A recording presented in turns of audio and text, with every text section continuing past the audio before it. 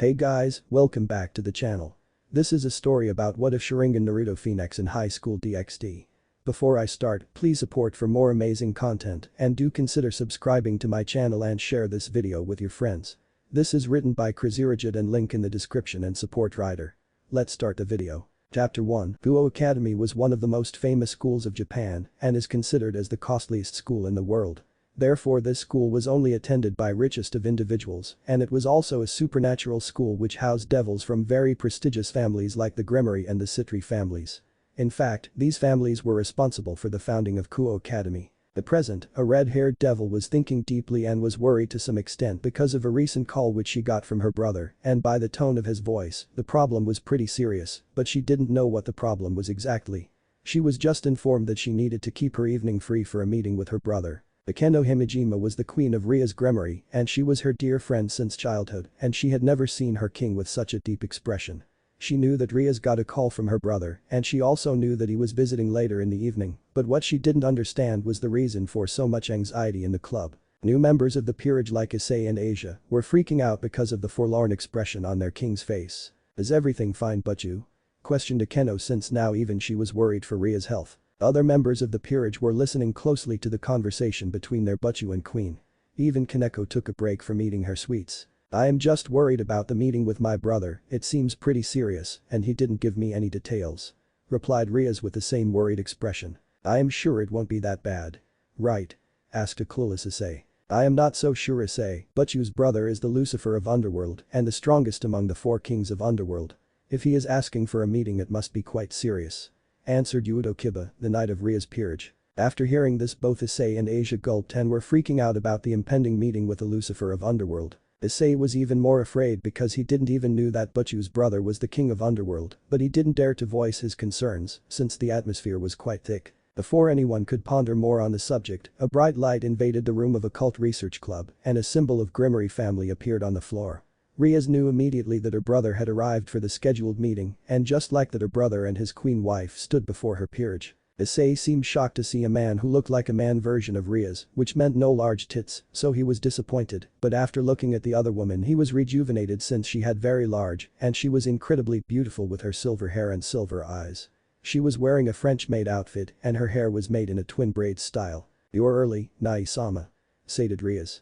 "So what is so important that you would visit the human world? It's unlike you." "Oh, Rias-tan, are you not happy to see your Wani-sama?"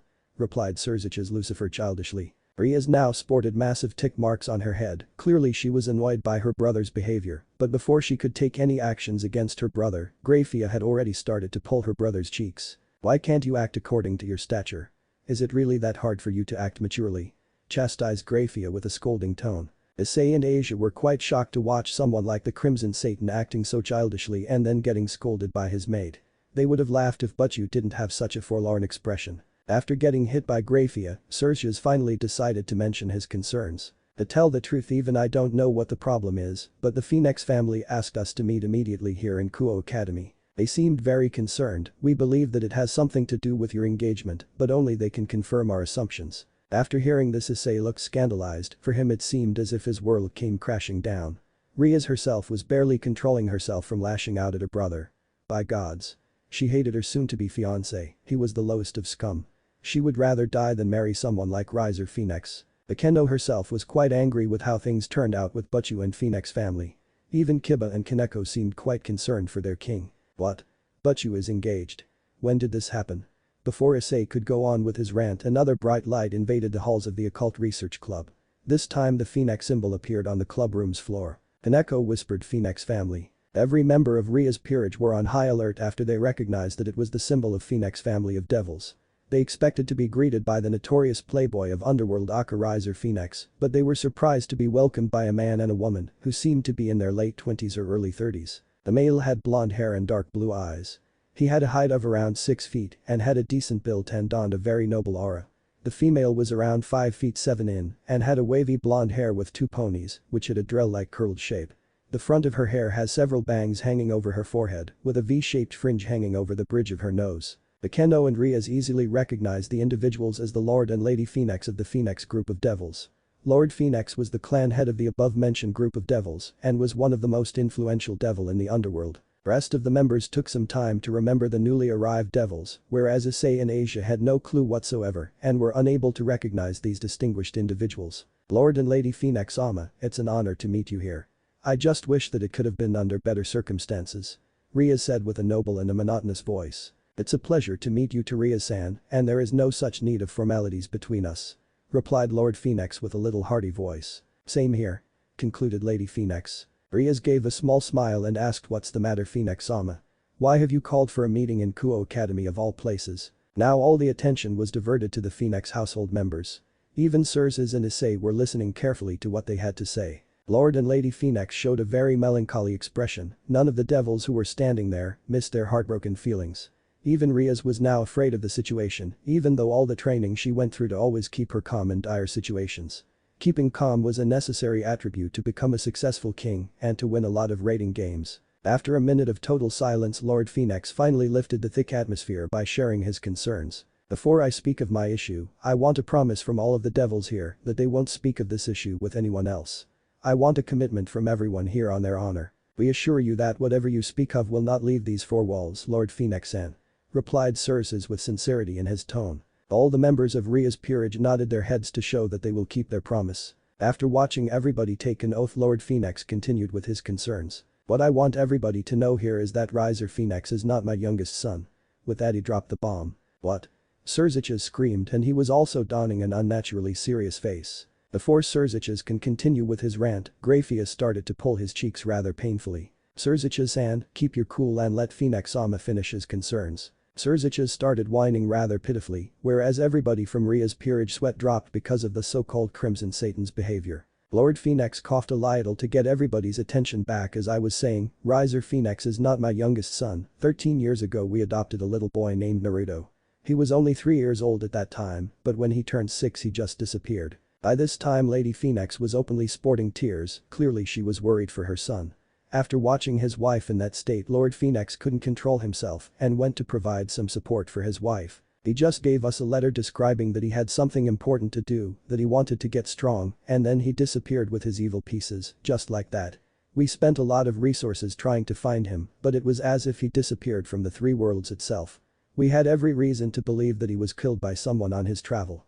Continued Lady Phenex. Cersei and Grafia now had a little idea of their problem. Now they understood their pain a little, cause there was no way they could understand fully the pain of losing a son. Everybody donned very sad faces, even Rias felt sorry for them, even though they were the one responsible for her impending engagement with that scum of a devil Riser Phenex. But they were not the only one to blame for this, her parents were equally responsible for this mess. But after 10 years we finally got an info from a reliable source that he was alive and well.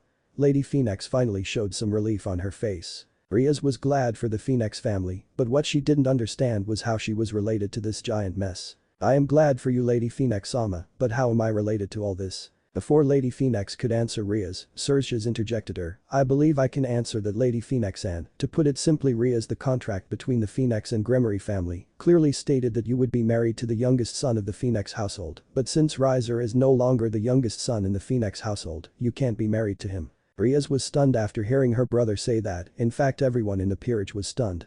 Akeno and Kaneko were glad that their best friend Butchu wouldn't have to marry a scum like Riser. The red-haired buxom devil was so happy that she was congratulating herself and was literally dancing in her mind. However, after some time the reality of the situation hit her hard. To tell the truth, nothing had changed for her. Now she was being married off to some other guy who she didn't even knew, and then there was also a possibility that he was even a greater scum than Riser. Although for now she was out of the harm's way, that is why she decided to not voice her concerns, at least for now. So let me guess, you want us to get him back from whatever hole your son is hiding? Retorted Issei with a condescending tone. To put it simply, yes. Said Lord Phenex. So do you have photograph of your son? Asked Grafia, maintaining her manners unlike someone. Yes, we do have one, but it's an old one when he was 6 years old. With that, Lady Phenex gave a small photo to Grafia. Everybody looked at that photo and they saw a healthy kid with spiky blonde hair. He had bright blue eyes. He was wearing a black shirt and white short and was giving a peace sign with his fingers. Everybody had a single thought that this Naruto kid was incredibly cute when he was a kid. Finally, after Rias observed that photo for some time, she said with a smile, even though he is adopted, he looks like a phoenix. To this both the parents gave a genuine smile and gave a small nod. So where is he? Pressed Cersei. He was getting impatient, he really wanted to meet this kid. Well, we believe that he is in Vatican City. With that, Lord Phenex dropped another bomb.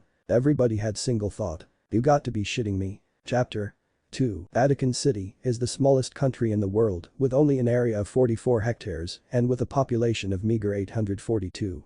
This holy city is ruled by the Bishop of Rome, who is also known as the Pope to the public and the believers in biblical God. All this is common knowledge and anybody can find it on the internet, but what everybody doesn't know is that it is the main base for the holy or celestial beings, commonly known as angels, so it is right to say that any devil or fallen angel who steps in these holy grounds are as good as dead. However, all these threats on life didn't matter to someone who had seen far worse in his life and has survived and flourished in even harsher environments. These kind of people were very less in the three factions, and Naruto Phenex was one amongst them. In fact, he was the best amongst them. At present, Naruto was deep underground in the Sistine Chapel. These were one of the many bases from where he operated and provided safe haven to his peerage. Since who would think that they would find their enemies in their home turf right below their nose? Anyways, it would be unbelievable that someone had a secret base right under the Pope's residence, which is the Sistine Chapel in the Vatican City. Naruto was only wearing an Anbu black pant with arm guards and was destroying dummies with his taijutsu katas and was not using any chakra to power his punches and kicks.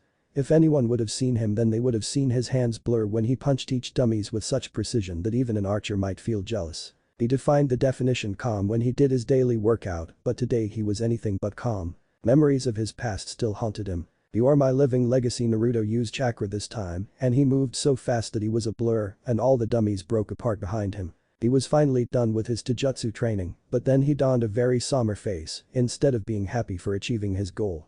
He could still remember his brother's sacrifice, his last words. "You are my living legacy." Flashback. Madara and Kagaya were finally defeated after a battle which lasted 3 days, but this battle which he was fighting right now was the toughest one, because now at this moment he was fighting his brother in everything but blood.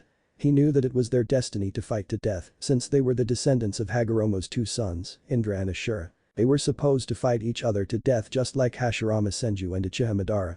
On the day of his birthday, Naruto Uzumaki and Sasuke Uchiha were also going to fight each other till only one man was standing. He wanted to change this destiny so much, but Naruto knew that this fight was unavoidable.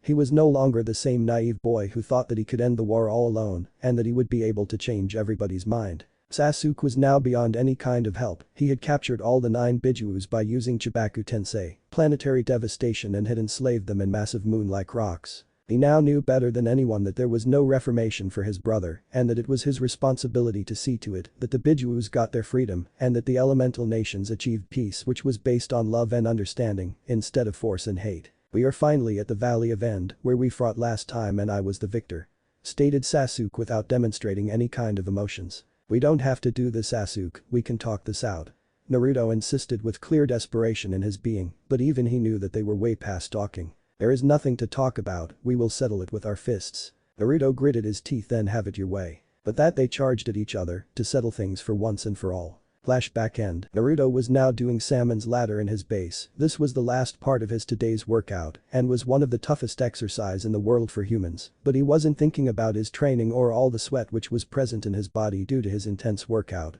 The only thing which he could think about was his 13-year-old battle with Sasuke and its dire consequences. "You are my living legacy." Naruto was now gritting his teeth and he fell down from the rod and gave an animalistic growl scream to the heavens. "Why, Sasuke?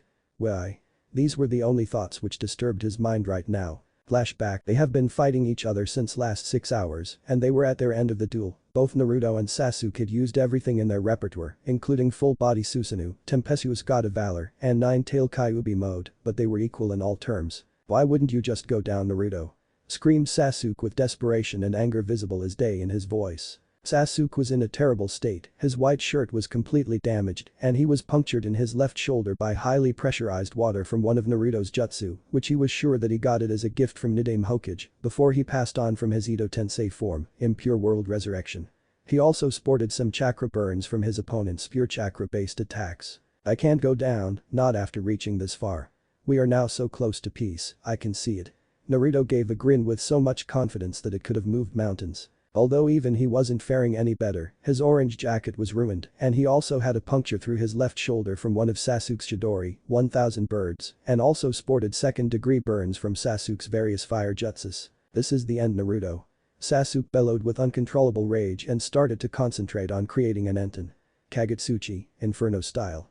flame control, in his hands. Naruto saw black fire coalescing around Sasuke's right hand and it was generating an incredible amount of heat. A bead of sweat rolled down his forehead. "Kurama. Are you ready?" Naruto asked his lifelong friend. "Damn right I am. Go for it kid," Kurama retorted back with a massive grin. Naruto returned his enthusiasm by creating a Rasen Shuriken in his left hand and he made his attack bigger and deadlier by mixing it with Kurama's chakra. Sasuke. Naruto. They charged at each other with their massive attacks and the whole world was blinded by bright light when these two titans collided for their final and the last time. Naruto had been rendered unconscious because of the aftershocks of the last attack, but he woke up after some time and his entire being was aching. He felt like he himself was a massive bruise and at present there was nothing in this world which could increase his pain, but he was wrong about that. The second he saw Sasuke's condition, a gasp came out of his mouth.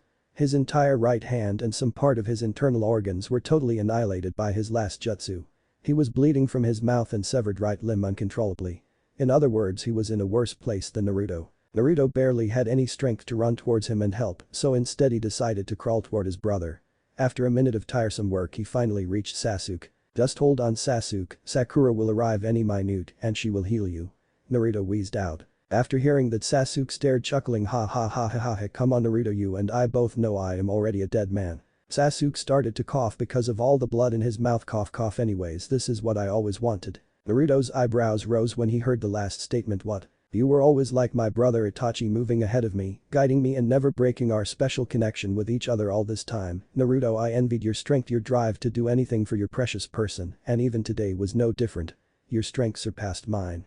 You protected me till the end. I should have been the one guide after all I am older than you, but I will make necessary amends for you and our precious peace, which we achieved after spilling so much blood. Naruto was crying openly now, his tears spilled on Sasuke's face. He was holding pressure on the severed limb so that it didn't bleed out. Just stop talking Sasuke. I beg you. Naruto desperately demanded from his passing brother, he didn't wanted him to die. Kurama was watching a live feed from his cage, but he didn't want to interrupt his goodbye speech, even though he was in a chair. From now onwards Naruto Sasuke brought his left hand and poked on Naruto's head and said, "You are my living legacy." With that Sasuke took his last breath. No. Naruto screamed about this injustice to heavens. The yin symbol of power was transferred from Sasuke to Naruto. Naruto could feel incredible amount of power within him, he could feel Sasuke's power in him, but before he could even mourn properly, the 9 satellites holding the tailed beast started shining brightly and a large wave of chakra hit him like a tsunami and he started to change and his eyes started bleeding. Naruto was in so much pain that he was rendered unconscious. A space-time portal appeared behind Naruto and he fell into it. He was never seen again in the elemental nations. When Naruto finally woke up, he realized that he was in an entirely new dimension with no friends and with no strengths to protect his feeble 3-year-old body. Flashback end. After relieving his greatest nightmare, Naruto had some stray tears on his cheeks, but after 10 years of isolation, Naruto had finally understood why Sasuke chose to give him his powers in the end. You wanted to keep your younger brother safe. Didn't you?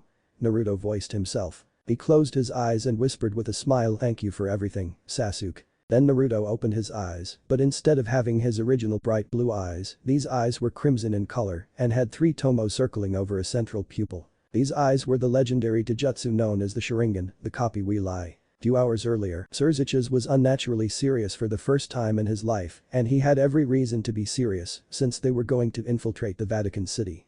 The main base for the soldiers of God, Archangels. He was sitting in a chair while all the rest of the devils including the Rias peerage and Phoenix household matrons were sitting in a circle around the Satan King and were staring at the map of the Vatican City. Rizevim pointed at the outer boundaries of the Vatican City and said Vatican City is a fortress with high security, but even after all the security against devils, it's not impenetrable. Everyone were listening to him attentively. The first line of protection which we have to overcome is the walls which surround the entirety of the Vatican City, hence the name fortress for the holy city. Our sources say that Naruto's base is just below the Sistine Chapel. Rizevim asserted the word Sistine Chapel. This time everybody who knew about the Sistine Chapel raised their eyebrows, which included Rias, Akeno and Asia Argento. This is crazy Nai-san. Sistine Chapel is the residence of the Pope, it's always protected by a legion of angels and hence it can't be breached. Rizevim raised his right hand to stop his sister's rant and it had an immediate effect. If it was any other day then it would have been true, but the Vatican City is going under a process called papal conclave. Issei was getting frustrated by the minute, he hated this tense atmosphere and he didn't even understood anything which Ria's brother was spouting. What is Papa Concave? Everybody sweat dropped. You really need some help, thought Rias, but then she decided to answer his question. Papal conclave is the process by which a new pope is selected when the previous ones die or resigns from their position. Ooh, that's the only thing which Issei could say since general knowledge wasn't his forte. According to the rules, during this time the chapel could only be attended by Christian cardinals, who are responsible for the selection of the new Bishop of Rome, aka the Pope. So we will be able to get through the second line of defense, but how are we going to get through the walls, which will surely be made out of condensed holy energy, and we will also be not able to use our demonic energy, since they will surely sense it. Akeno pointed the problems out with an inquisitive expression. Grafia gave a small smile and said, that's very perspective of you. We have already made preparations to overcome that problem. We have borrowed a device from Ajuka-san by which we will be able to hide your energy signature, and he also has a contact inside the Vatican City who will help you to teleport inside the Vatican City without any problems. Concluded Crazyrajat with a genuine smile. We can't let a big group of devils to infiltrate the holy city, the group should be highly talented and small at the same time. Lord Phenex addressed his concerns for the first time. Crazyrajat started to rub his chin and said, you are right, that is why it will only be a group of 5, which will include my sister, Akeno-san, and the security, then my pawn Beol-san and Queen Grafia-san. I am glad that you are being generous enough to join your peerage in this mission, I am really thankful. Lord Phenex gave a genuine smile. Crazyrajat took out some bracelets and gave it to Rias, Akeno, Icy and Grafia, these bracelets will conceal your energy, wear it right now. All of them followed his instructions immediately. All of you should proceed to Vatican City immediately, since Papal Conclave has already started. Beowulf will join you later. Your mission is to retrieve Naruto Phenex alive by any means possible. This is my chance to get rid of Riser for once and for all, Rias thought with a determined face. All the members of the mission walked to Grafia and a teleportation circle arrived below their feet and they disappeared from the room of Occult Research Club. Below Sistine Chapel, Naruto was already done with his training, now he was just sitting in the lotus position to meditate and control his vast amount of chakra and magic. His chakra was unlimited, but his magic still needed a lot of work, even though he had very high reserves somewhere around low-level Satan King like Seraphol Leviathan, it would still take some time before he would reach the level of Crazyrajat's Lucifer. In the past decade his biggest achievement was in the field of chakra, after receiving the yin element from Sasuke, his chakra control was easily around the level of Hagoromo or even Kagaya herself. The biggest benefit of having both the yin and yang release were the easier access to bloodlines of elemental nations, and it also made mastering those elements faster. His peerage was also incredibly helpful for his training, without them he wouldn't have achieved so much in just a span of 10 years. He was trying to understand magic, but he still needed some professional help in this field. He also needed to contact his peerage as soon as he was out of Vatican City, they had just completed their missions, and he also wanted to introduce his queen to the rest of his peerage, since she was new on the team. While he was still pondering about his new duties, he suddenly felt someone intruding his base. My base has been infiltrated by some devils, Naruto mused, but then he gave a massive shit-eating grin. This is getting rather fun, and I also wanted to try some new techniques. He knew that within minutes they would be here, so he wore his white long-sleeved shirt with the symbol of Phenex clan on his back. His shirt was open to show a large amount of his chiseled chest. He also wore a blue cloth over his black pant, which was then tied to blue rope-like belt, and put his sword of Kusanagi attached to his back, using the very same rope. He also wore his black Anbu-style boots. In other words, he donned the exact same look of his brother, and he also wanted to look presentable when his guests came to greet him. Therefore there was not a way in hell he was wearing orange. They are already here, thought Naruto. As soon as the thought came to his mind, the wall in front of his training room blasted and a man in his mid-20s with brown hair presented himself. He was little too bulky. Naruto knew that he was Beol from Lucifer's peerage. This is going to be a lot of fun, what can he say? He was really bored. A few minutes earlier, the group of devils had met with Beowulf, who was already there in Vatican. As soon as the introductions were done, they decided to head for Sistine Chapel. Things were going great until they entered the base of this mysterious boy known as Naruto Phenex. The base was a fucking maze, it was difficult to maintain a sense of direction. It was only because of Grafia's amazing sensing ability that they were able to maintain their course. It was absolutely necessary that they were out of this hellhole before an hour, because as soon as Papal Conclave was over, this chapel would be flooded by angels. I found him, we have to be cautious because there is every possibility that he has already sensed us. Grafia mentioned with a stern tone, making the others in the group flinch. He shouldn't be much trouble, he is the same age as Butchu-san, I am pretty sure that all of us can take us.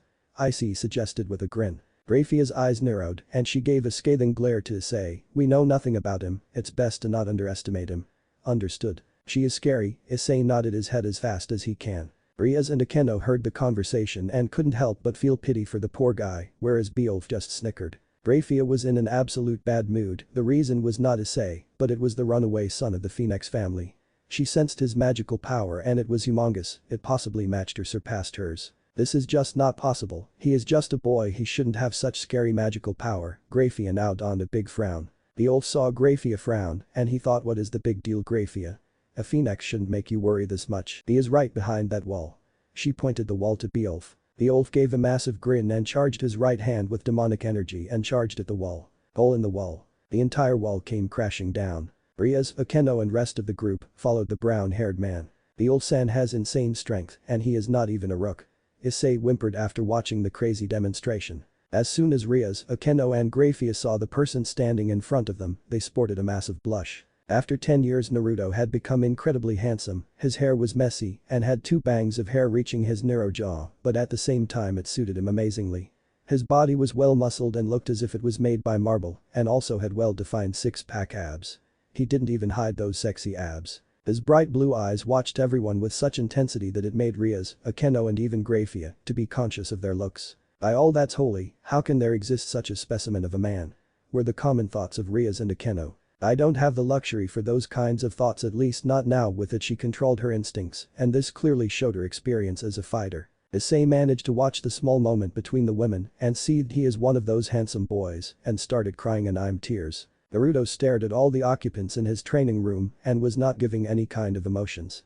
This in turn made everyone nervous. Then suddenly Naruto vanished from his position and hit Beowulf so hard that he went flying backwards. He is so fast. The thoughts of all the group members were the same. Grafia was the only one who reacted on time and sent a load of ice crystals at Naruto, but it was for naught, he again vanished at incredible speed and was just a blur to Grafia. Beowulf had just managed to recover from that strong hit, but before he could go to help Grafia, the monster of a phoenix appeared in front of him and he unsheathed his sword and stabbed him in the shoulder. How Beowulf just gritted his teeth. I am numb, it must be a holy sword, Beowulf thought alarmingly. Naruto sheathed his sword in the scabbard and then looked towards other devils. Beowulf grabbed his wound and started panting. Grafia was giving a scathing glare to Naruto, Rias had already coated her hands with the power of destruction, and Akeno started to chant a lightning spell, whereas Issei was scared as shit. This guy is crazy strong. Issei had a batshit scared face on his face. Before Rias and Akeno could get their spell ready, Naruto appeared in between them and kicked in Akeno's face, and then he took a turn in the air and jammed his knees in Rias' gut.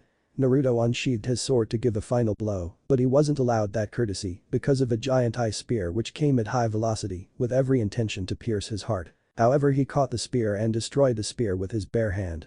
Akeno was unconscious in a corner, although Rias was conscious. She was bleeding from her mouth and was panting, recovering from the punishment. I am going to kill you for doing this to Butchu. Issei growled. Boosted gear. Issei finally activated his boosted gear. Naruto just raised his left eyebrow and then he gave a dark aura from his eyes. He is annoying, thought Naruto. Beowulf was still panting and was also paralyzed by the sword of Kusanagi. This kid is a monster in hand-to-hand combat, thought a worried Beowulf. This mission was a simple retrieval, even though the target was to be retrieved from Vatican City, he never expected to get his ass kicked so soundly. He was powerless for the next precious few minutes. Grafia was just watching the fight right now and wanted to see how the Sekiryu performed against Naruto. She knew that the whole battle could be avoided if the misunderstanding was cleared, but the second she read Naruto's magical power, she knew that now it was necessary to ascertain the limit of his power. Since, he might very well be a threat. Naruto stared at Issei with the same dark stare. You will kill me? Naruto mocked. This boy was full of openings in his stance and he was going to kill him.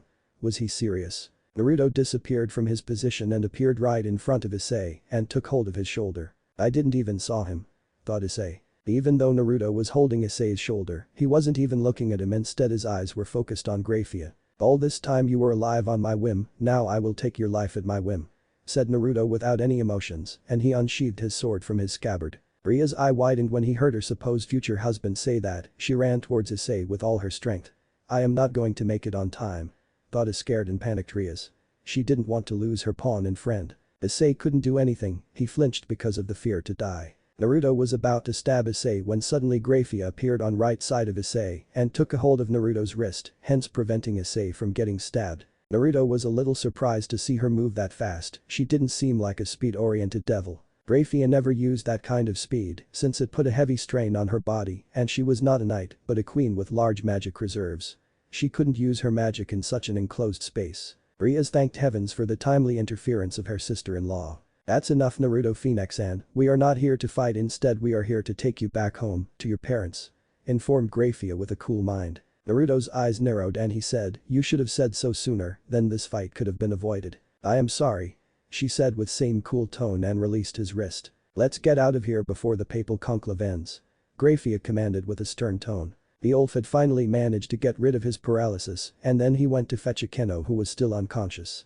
Rias was glaring at Naruto's back with so much hate that he would have vaporized if a glare could be lethal, whereas Issei was so scared that he was sure that he will be getting nightmares about today's day for a week. Finally, everybody grouped in front of the teleportation circle which Graphia created and vanished from the Vatican City. The retrieval mission of Naruto Phenex was a success. Chapter 3. Crazyrajat had been waiting in the occult research club with the Phenex Patriarch for over 3 hours, and to tell the truth, all of them were getting worried for their friends and the success of the mission in general. The stakes were high, and there was a possibility that if the complications were not handled delicately, then it would cause an international incident with disastrous consequences. Even though it was just a retrieval mission, there was a possibility of things going south because of the numerous variables in play. Remaining members of Rias' peerage realized that, hence they were constantly fidgeting and were clearly worried for their fellow members of the peerage. They had every right to worry about them, since the retrieval of the package was supposed to happen in the Vatican City, which is the main base of angels, the nemesis of devils. Crazyrajat had sent 2 of his peerage members to see to it that the mission went without a hitch. It shouldn't be taking this long for Graphia for just a retrieval mission of a 16-year-old devil who is only adopted by the Phoenix's muse, a worried Crimson Satan Lucifer. At best he should be a high-class devil, and someone like Graphia and Beowulf can easily take care of someone of that caliber if they prove to be a trouble Crimson Satan mused further. Crazyrajat narrowed his eyes and gave a side glare to the unaware Lord Phenex. Maybe he is hiding something about his son. There must be something special about him or else why adopt him? Lord and Lady Phenex were also getting incredibly worried about their son's health. Unlike their other children, Naruto had not received any kind formal training from their family, and he was holed up in a place which was very hostile for any devil. They also had so many questions for him, and they expected an answer. What kind of son just leaves one day without leaving any kind of good explanation? Definitely not a good one. They already had a disappointment for a son in Riser Phenex. He was way too arrogant and had every possible bad habit a juvenile can have. After a heart-wrenching gap of time, a bright light invaded the room of the occult research club and a teleportation circle of the Grimmery family appeared on the floor to reveal the face of 5 members who were responsible for the retrieval of Naruto Phenex, who were accompanied by our very own blonde hero. Crazyrajat's worried expression instantly turned into a frown when he saw the state of his family peerage members. In layman's term, everybody except Graphia looked like shit. What the fuck happened? Even the rest of the members of Rias' peerage were alarmed after watching the terrible condition of their king and queen, but before they could run towards them and help them, Crazyrajat stopped them with a glare. All of them got the message. It was not the time to let emotions control you. The second Lady Phenex saw Naruto, she ran towards him and gave him a tight slap on his right cheek and then hugged the life out of him. She was crying tears of happiness. Finally, after a decade, her son was returned back to her. For her, this was the happiest day. Nobody dared to interrupt them, not even Crazyrajat. Even he knew not to poke the mama bear. I missed you too, Ka-san. Naruto replied with a true smile. He was glad to be home. You have grown a lot. When I first met you, you were like only 2.5 feet, but now you are easily around 6 feet in height. Lady Phenex said with pride. I guess thanks for the compliment. Naruto said with a sweat drop. Rias watched the scene, and even she felt little sad for Lady Phenex, and she also got to see Naruto in a new light. At present he didn't seem like a guy who almost killed everyone on her peerage just a few minutes ago. It was like he was able to turn his emotions on and off like a switch. That thought scared her even more. He was acting like a killing machine back in Vatican City when he was beating the crap out of them, now he was a loving son. Rias gritted her teeth when she remembered her shameful defeat at the hands of Naruto. He took her down with a single hit and then proceeded to take down the rest of her peerage within seconds right in front of her eyes. She started to clench her fist so hard that it turned white. I was unable to do anything against him. Issei was also lost to melancholy and his own powerlessness, whereas Akeno was still unconscious. Lord Phenex gave a nod to Naruto, which meant welcome back. Naruto returned the nod back and went to his father to have a little chat with him. After few minutes of small talk between father and son, Crazyrajat donned a smile to cover his own restlessness and interrupted them and said, Naruto-kun, would you mind to go to another room with Rias' peerage?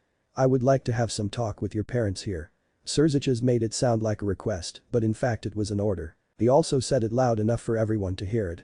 Rias and her peerage had already started moving into other room. Naruto always got annoyed when someone gave him any orders. He wasn't the type to follow orders, but he didn't want to cause any more troubles. He was already in deep shit with the beating he gave to his retrieval team.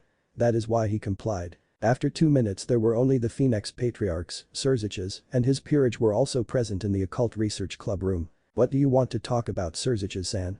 I still have to ask so many things from my son. Retorted Lord Phenex, who clearly didn't want to have this conversation. Crazyrajat asked with a strict tone, why did you adopt Naruto-kun, Phenex-san?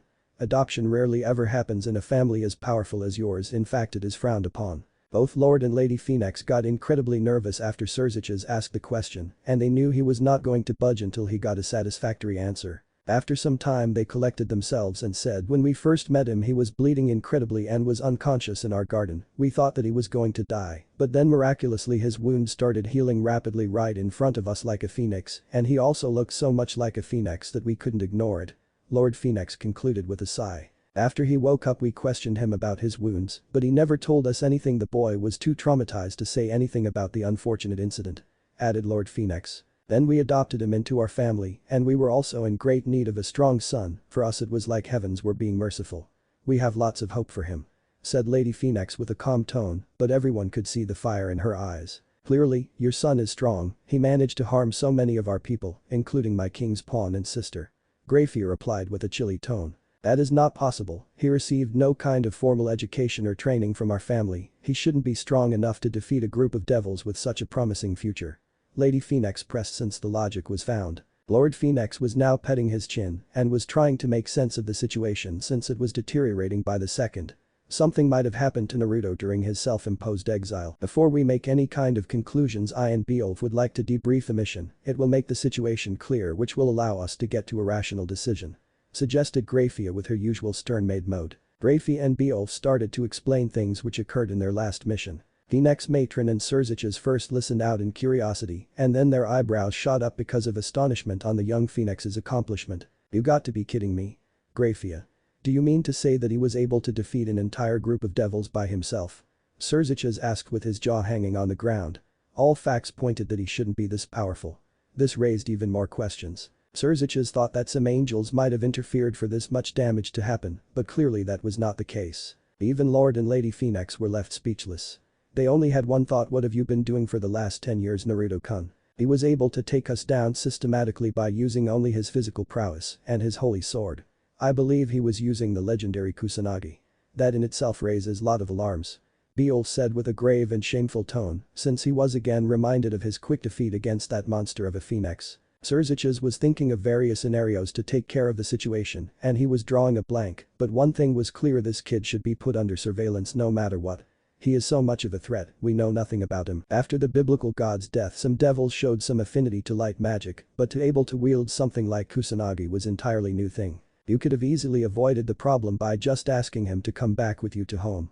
Why didn't you do that, Grayfear? Asked Crazyrajat to satiate his growing curiosity because she didn't act like a good leader, which was unlike her. He would often make bad decisions, but Grayfear never made an uneducated move. Now all attention was on her, even Beowulf was looking at her for an answer. Grayfear gave a sigh. It was because of his magical power. She stated. What about his magical power? Questioned Lord Phenex. It was humongous, maybe even greater than mine, which easily puts him in the low Satan level. So the second I sensed such massive reserves, the mission was no longer just a retrieval, but this mission gained another objective, which was to gather intelligence on our target. Explained Grayfear to the best of her ability. Now all of them were dumbfounded after hearing Grayfear say that, to hear someone so young have such reserves for magic. It was unreal. Both of the parents were incredibly proud, and at the same time their son's unreal progress raised alarms on their conscience and mind. Since power came with a price tag. I also have reasons to believe that what he showed us in Vatican City barely scraped the true depth of his power, since he didn't use any kind of magic against us, and even then, if not for me, none of us would have come back alive. Added Grayfear with a grave tone. He is the strongest Phoenix in the recent history of Phoenix family. He is stronger than Phoenix N's oldest son Ruvel Phenex. One thing which I am absolutely sure of: his immense physical capabilities which he demonstrated in our fight. To tell the truth, it was more of a massacre than a fight. Said Beowulf with a shame clearly visible in his voice. We also don't have any idea of the identity of his peerage members. Added Beowulf, since he was pretty sure this Naruto kid's companions were anything but powerful. Crazyrajat and Grayfear were now thinking of all the changes the Phoenix's youngest son would bring, and they didn't like it. Naruto was a variable of which they had no idea whatsoever. Everything about him was shrouded in a veil of mystery, and whatever they were able to procure about him were made on half-reliable facts. This made them uneasy. The parents of Naruto were glad for his achievements in last decade. At present they didn't care about anything since after a long time their son was home. That's all mattered. They didn't want to think too much and ruin the joyous mood. Nevertheless their mood was ruined by Surzich's and his queen's next statement. Your firstborn son is soon going to be promoted to the ultimate class devil, and then suddenly you claim to have a younger son who appears donning the colors of Phenex proudly on his back. Said Surzich's with a suspicious undertone. Who is at present considered as strong as a low-level Satan, no matter how you see it Phenex clan will be receiving a lot of attention in the future. Finished Graphia for her king with the same undertone. After hearing that Lord Phenex gritted his teeth and fire started coming out from the entirety of his being, and he snarled, are you accusing us for his disappearance? Do you think I would do that to my own son? Banish him and tell him not to return until he is strong enough. Even Lady Phoenix's eyes were now as cold as ice.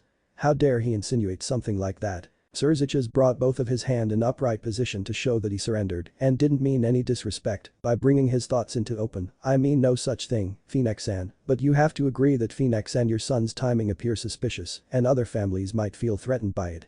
They might take actions which might be unsavory. After hearing Surzich's say that he calmed down, but the atmosphere was still tense in the occult research club. Surzich's really didn't mean any harm, but he had to be sure about some things since this man was going to marry his baby sister, and as far as first impressions go, Naruto really didn't get any points for that from Rias. At present Rias might hate Naruto more than Riser for nearly killing her pawn. Naruto didn't just try to kill Issei, but he went further and humiliated him. Rias considered her peerage a part of her family, and to nearly lose Issei to her so-called future husband might have really shook her core. What a mess has this turned out to be? Thought Surzich's. Maybe we can talk to the man himself later, this will clear most of the misconceptions. Suggested Lord Phenex. He really wanted to be just done with this mess. Surzich's nodded his head, clearly taking a liking to the idea. Talking might clear things in this situation. Meanwhile in the other room of the club, Naruto followed the rest of the Rias peerage to the room next to Occult Research Club. All of the peerage members were looking at him with suspicion, even a small blonde girl was glaring at him, but it looked more cute than intimidating. The blonde girl started healing everybody with her sacred gear Twilight Healing. She started healing with Akeno who was unconscious and according to Naruto was on the verge of waking up because of the moans she was making. Her sacred gear is interesting though Naruto for a moment. Rias was trying her best to ignore Naruto since she didn't know how she felt about him. With his parents he acted like a decent being, but when he was fighting he didn't show any kind of emotion. It was as if nothing mattered. She didn't want to admit it, but she was scared of him.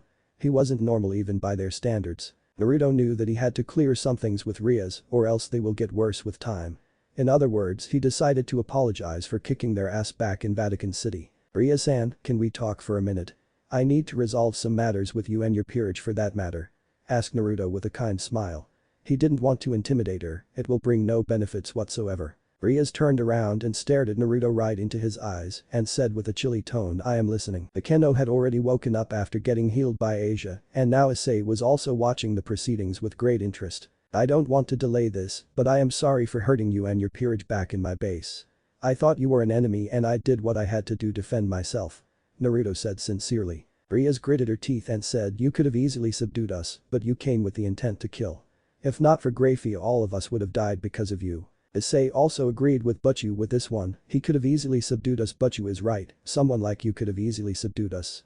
Why come up with the intent to kill? She and her peerage are incredibly annoying. My patience is running thin, thought Naruto with barely restraining anger, but he decided to endure. He was no longer the boy who made decisions based on his emotions. He was taught better by his teachers. First of all, if I came at you with the intent to kill none of you would have been alive except Graphia. She is strong but not strong enough to protect you and fight me at the same time.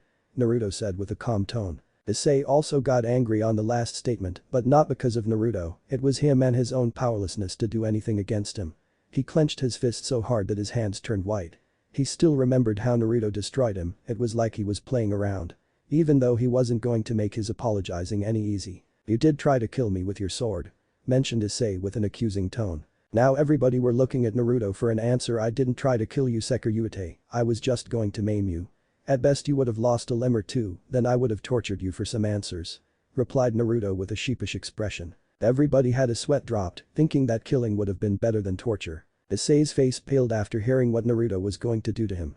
He is crazy. Rias wanted to give a piece of her mind, but before she could say anything Naruto said, I even gave you enough time to explain yourselves before our little altercation. If you would have explained yourselves then nothing of this sort would have happened. Why didn't you do that, Rias-san? Rias blushed like a tomato and remembered what she was doing at that time. She was checking him out.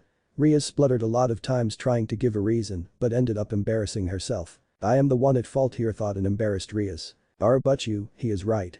Anyways, none of us were harmed, there are just some bruises. Said Akeno with her usual playful tone. He was going to torture Issei, he really must know some techniques.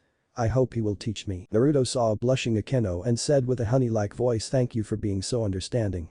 I really appreciate it. Akeno blushed even harder. Rias had a massive tick mark above her head, Naruto was ignoring her, but then he turned around. Look, it doesn't have to be like this.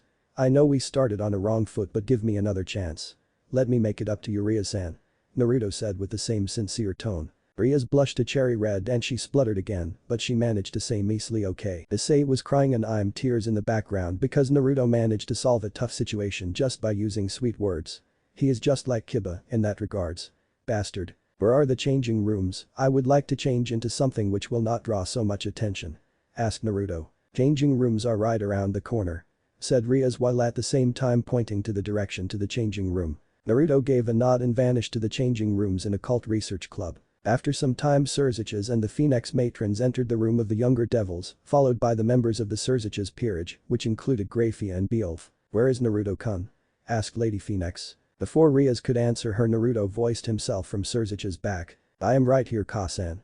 Replied Naruto with a cherry tone. Naruto was wearing a white shirt with wrinkle-free black pants, and he was also wearing a black blazer which looked incredibly good on him. He kept two of the shirt's button open to show a little of his well-sculpted chest. Rias and Akeno immediately blushed after watching him in such a formal attire. He looked handsome and fierce at the same time. He said he didn't want to attract any attention, as if his present clothing helps him.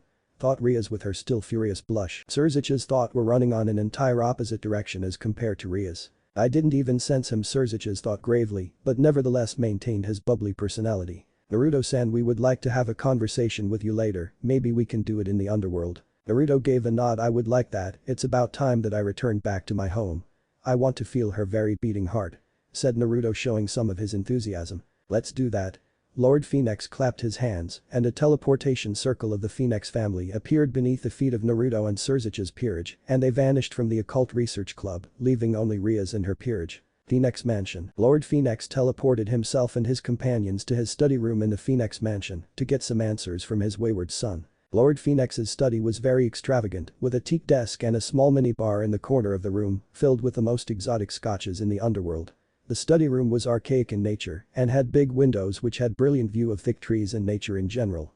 There was also a dartboard attached to the front wall of the desk and some darts were attached to it. Naruto made his way to minibar and poured himself half a glass of raw whiskey with only ice and started taking some sips from it and started playing with a dart which was there in the minibar. So let's get to the point and tell me what you want to know, but keep in mind that I won't be answering all of your questions. Naruto's cheery tone instantly changing into a cold and stern one. Everyone was a little surprised to see sudden change in his behavior, but nevertheless asked their questions, starting with Lady Phenex. Where were you all these years? Lady Phenex asked with a concerned tone. Naruto gave a small smile, his mother always knew how to make him calm. I was in a lot of places. Budapest, Prague, Vatican City, Olympus, the list goes on. Everybody's eyes widened when Naruto mentioned the last place. Olympus is a place where the Greek gods resided. Nobody was allowed to just enter there on a whim. What were you doing in Olympus, Naruto-kun? Lady Phenex asked again before anyone else could. Everyone could clearly see that she was worried. I was on a mission for Lord Zeus, can't give the details, they are classified. Said Naruto with a stern tone before Crazyrajat could question him further. Why did you leave us in the first place, Naruto-kun? We were heartbroken, we had every reason to believe that you were already dead. This time it was Lord Phenex who demanded answer with a sad face, clearly his old age was catching up to him. I am sorry for doing that, I would like to give a decent reason, but the truth is I wanted to become strong, but at the same time I also wanted to visit different places and learn new things.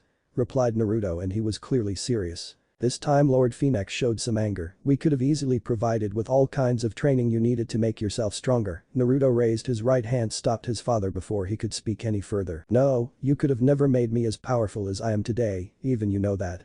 My strength is a strength which is achieved by being in numerous life and death situation. No kind of training can give me that. In last 10 years I had a goal. What was it? Asked Crazyrajat, barely concealing his curiosity about the enigma this Naruto Phenex is. To survive and flourish. To do this I had to become someone else, I had to become something else. Finished Naruto with a calm tone. The only reason I survived this endeavor was because of you two. Naruto points at his parents, you both gave me the strength because I knew that you both loved me and no matter how much of a trouble I am in, I always had a place to return back to. My home. By this point even Naruto had some stray tears rolling down his cheek. Lady Phenex ran to her son and gave him a huge hug. Lord Phenex also followed his wife and also gave him a hug. You're home now, said the parents of Naruto together. What a brave boy. Doing something like this takes strength.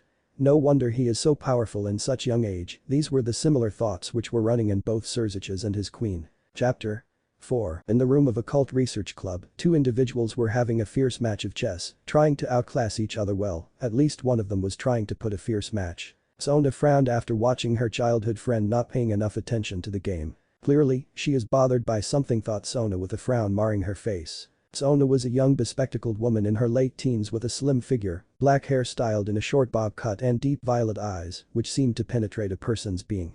She was also the third most popular girl in the Kuo Academy after Rias and Akeno Himejima. Sona was popular for being the president of the student council in Kuo Academy, but in Underworld she was known as the heiress to the Citri family, who were one of the most powerful family in the Underworld. They had the designation of prince in the Underworld. Checkmate.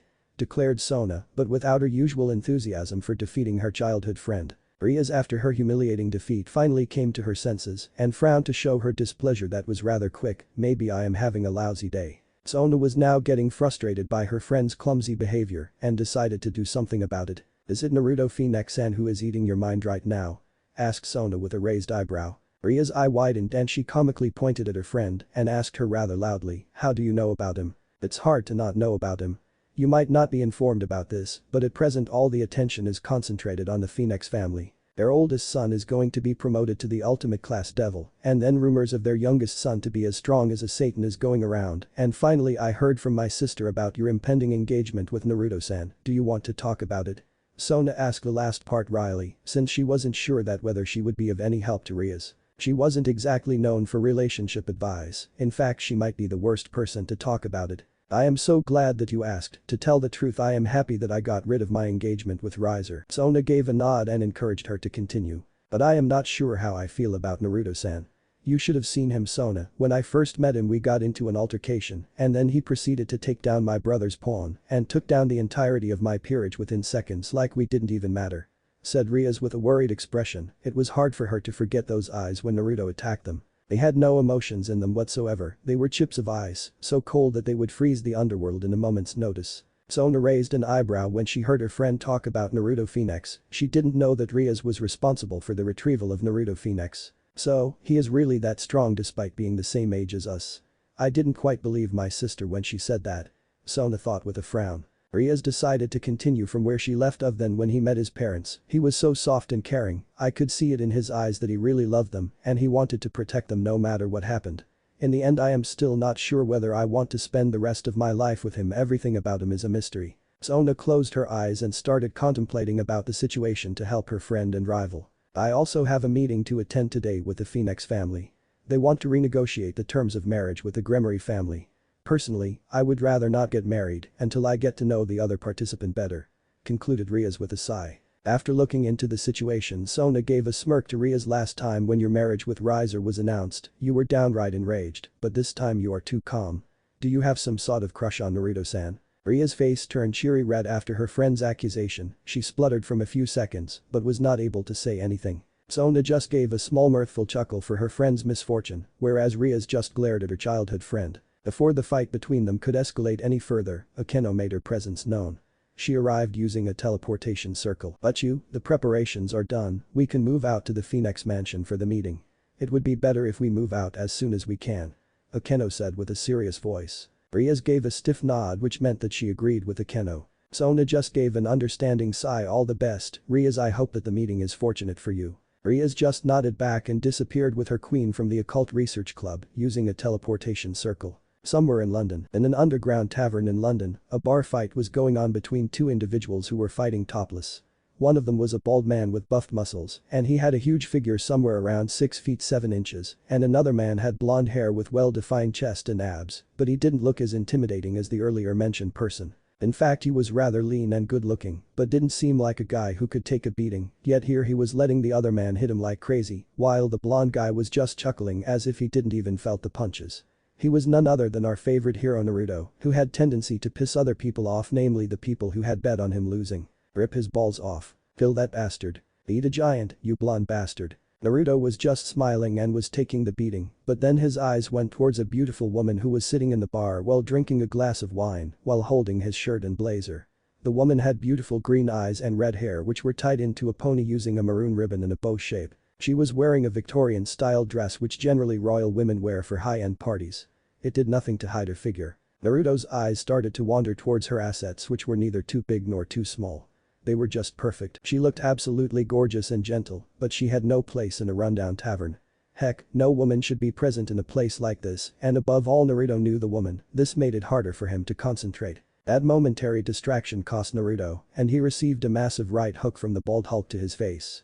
However, Naruto managed to maintain his balance and didn't fell into the dirt, embarrassing himself. He is going down, Naruto thought, and gave a heated glare to his opponent. The woman made a gasp and stood up, but before she could do anything, Naruto gave a hard slap to the opponent's ears using both of his hands, and then his arms blurred and gave 2 punches to the Hulk right in his ribs, and then he proceeded to give a massive left hook to the unfortunate soul's jaw, which broke the second Naruto's fist made contact. Naruto wasn't done with his assault yet, then he made a backflip and kicked him right at his cranium, effectively shutting the enemy down. Everybody's jaw was hanging on the ground. All of the hits from the blonde man happened in a fraction of seconds.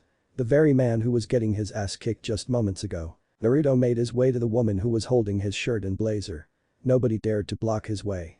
In fact, many of them were giving him the loathing respect which he deserved. Naruto came close to the woman with very little steps, and before the lady knew he was right in front of her, his face so close to her that a little push and their lips would collide. The lady sported a small blush, but it was hard to determine whether the blush was because of the wine or was it because a topless Naruto was so close to her. Naruto just gave a blank expression, and then he snatched his shirt and blazer and started wearing them one by one so that he looked decent. Naruto, after wearing his clothing, gave a smile and said, "Why are you here, Akasha?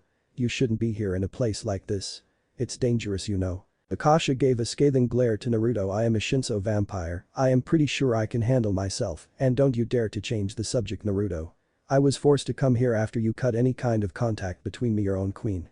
I am supposed to be with you at all times."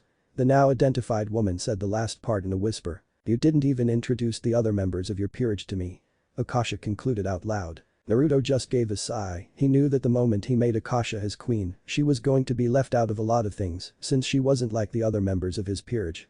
All the other members were his previous comrades who he had fought together within the Fourth Great Shinobi War. Naruto enveloped Akasha in a hug and pulled her close. "I'm sorry for everything, Akasha, for not contacting you and leaving you. That wasn't right. You must have been worried. You are my queen, you are supposed to know everything about me.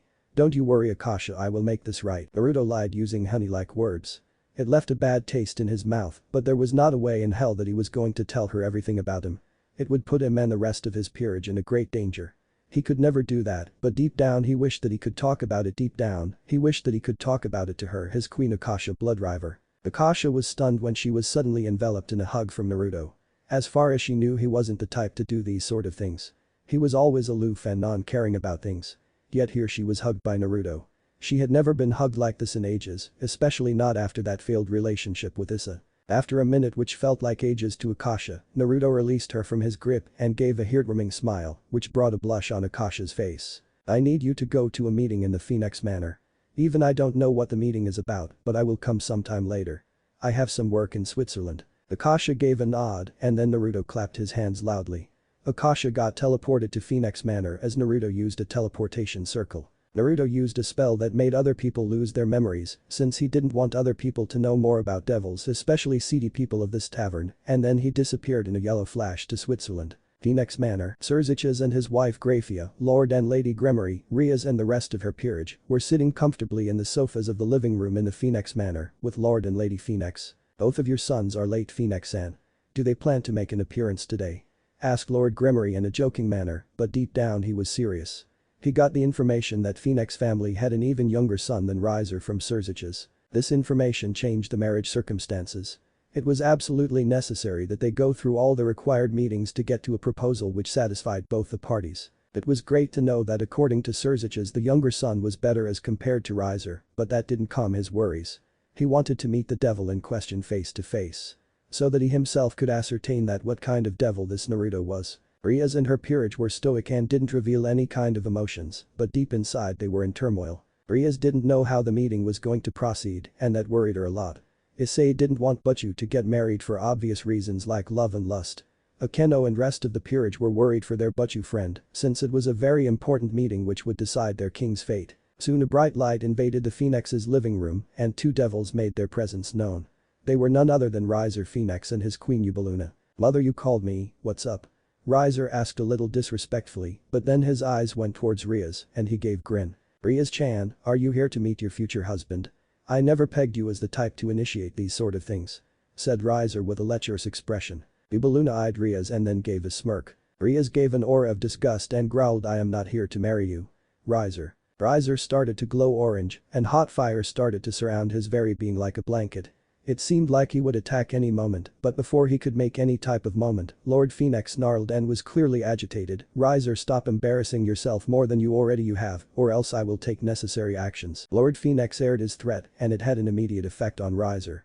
He shut his mouth and gave a small tch showing his displeasure. Crazyrajat immediately made a small talk to lighten the mood. "Mama Phenex Aji-san, please control yourselves.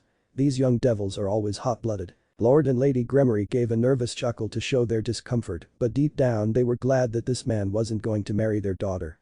They already had a plan to annul this contract, but by some intervention, they would not have to take any actions to see to it that the contract gets broken. This man is not good for Butchu, Issei thought with disgust and had every intention to blast the Akatori. He completely ignored the fact that he himself is quite similar to Riser. The Kendo and Kaneko had similar thoughts like Issei.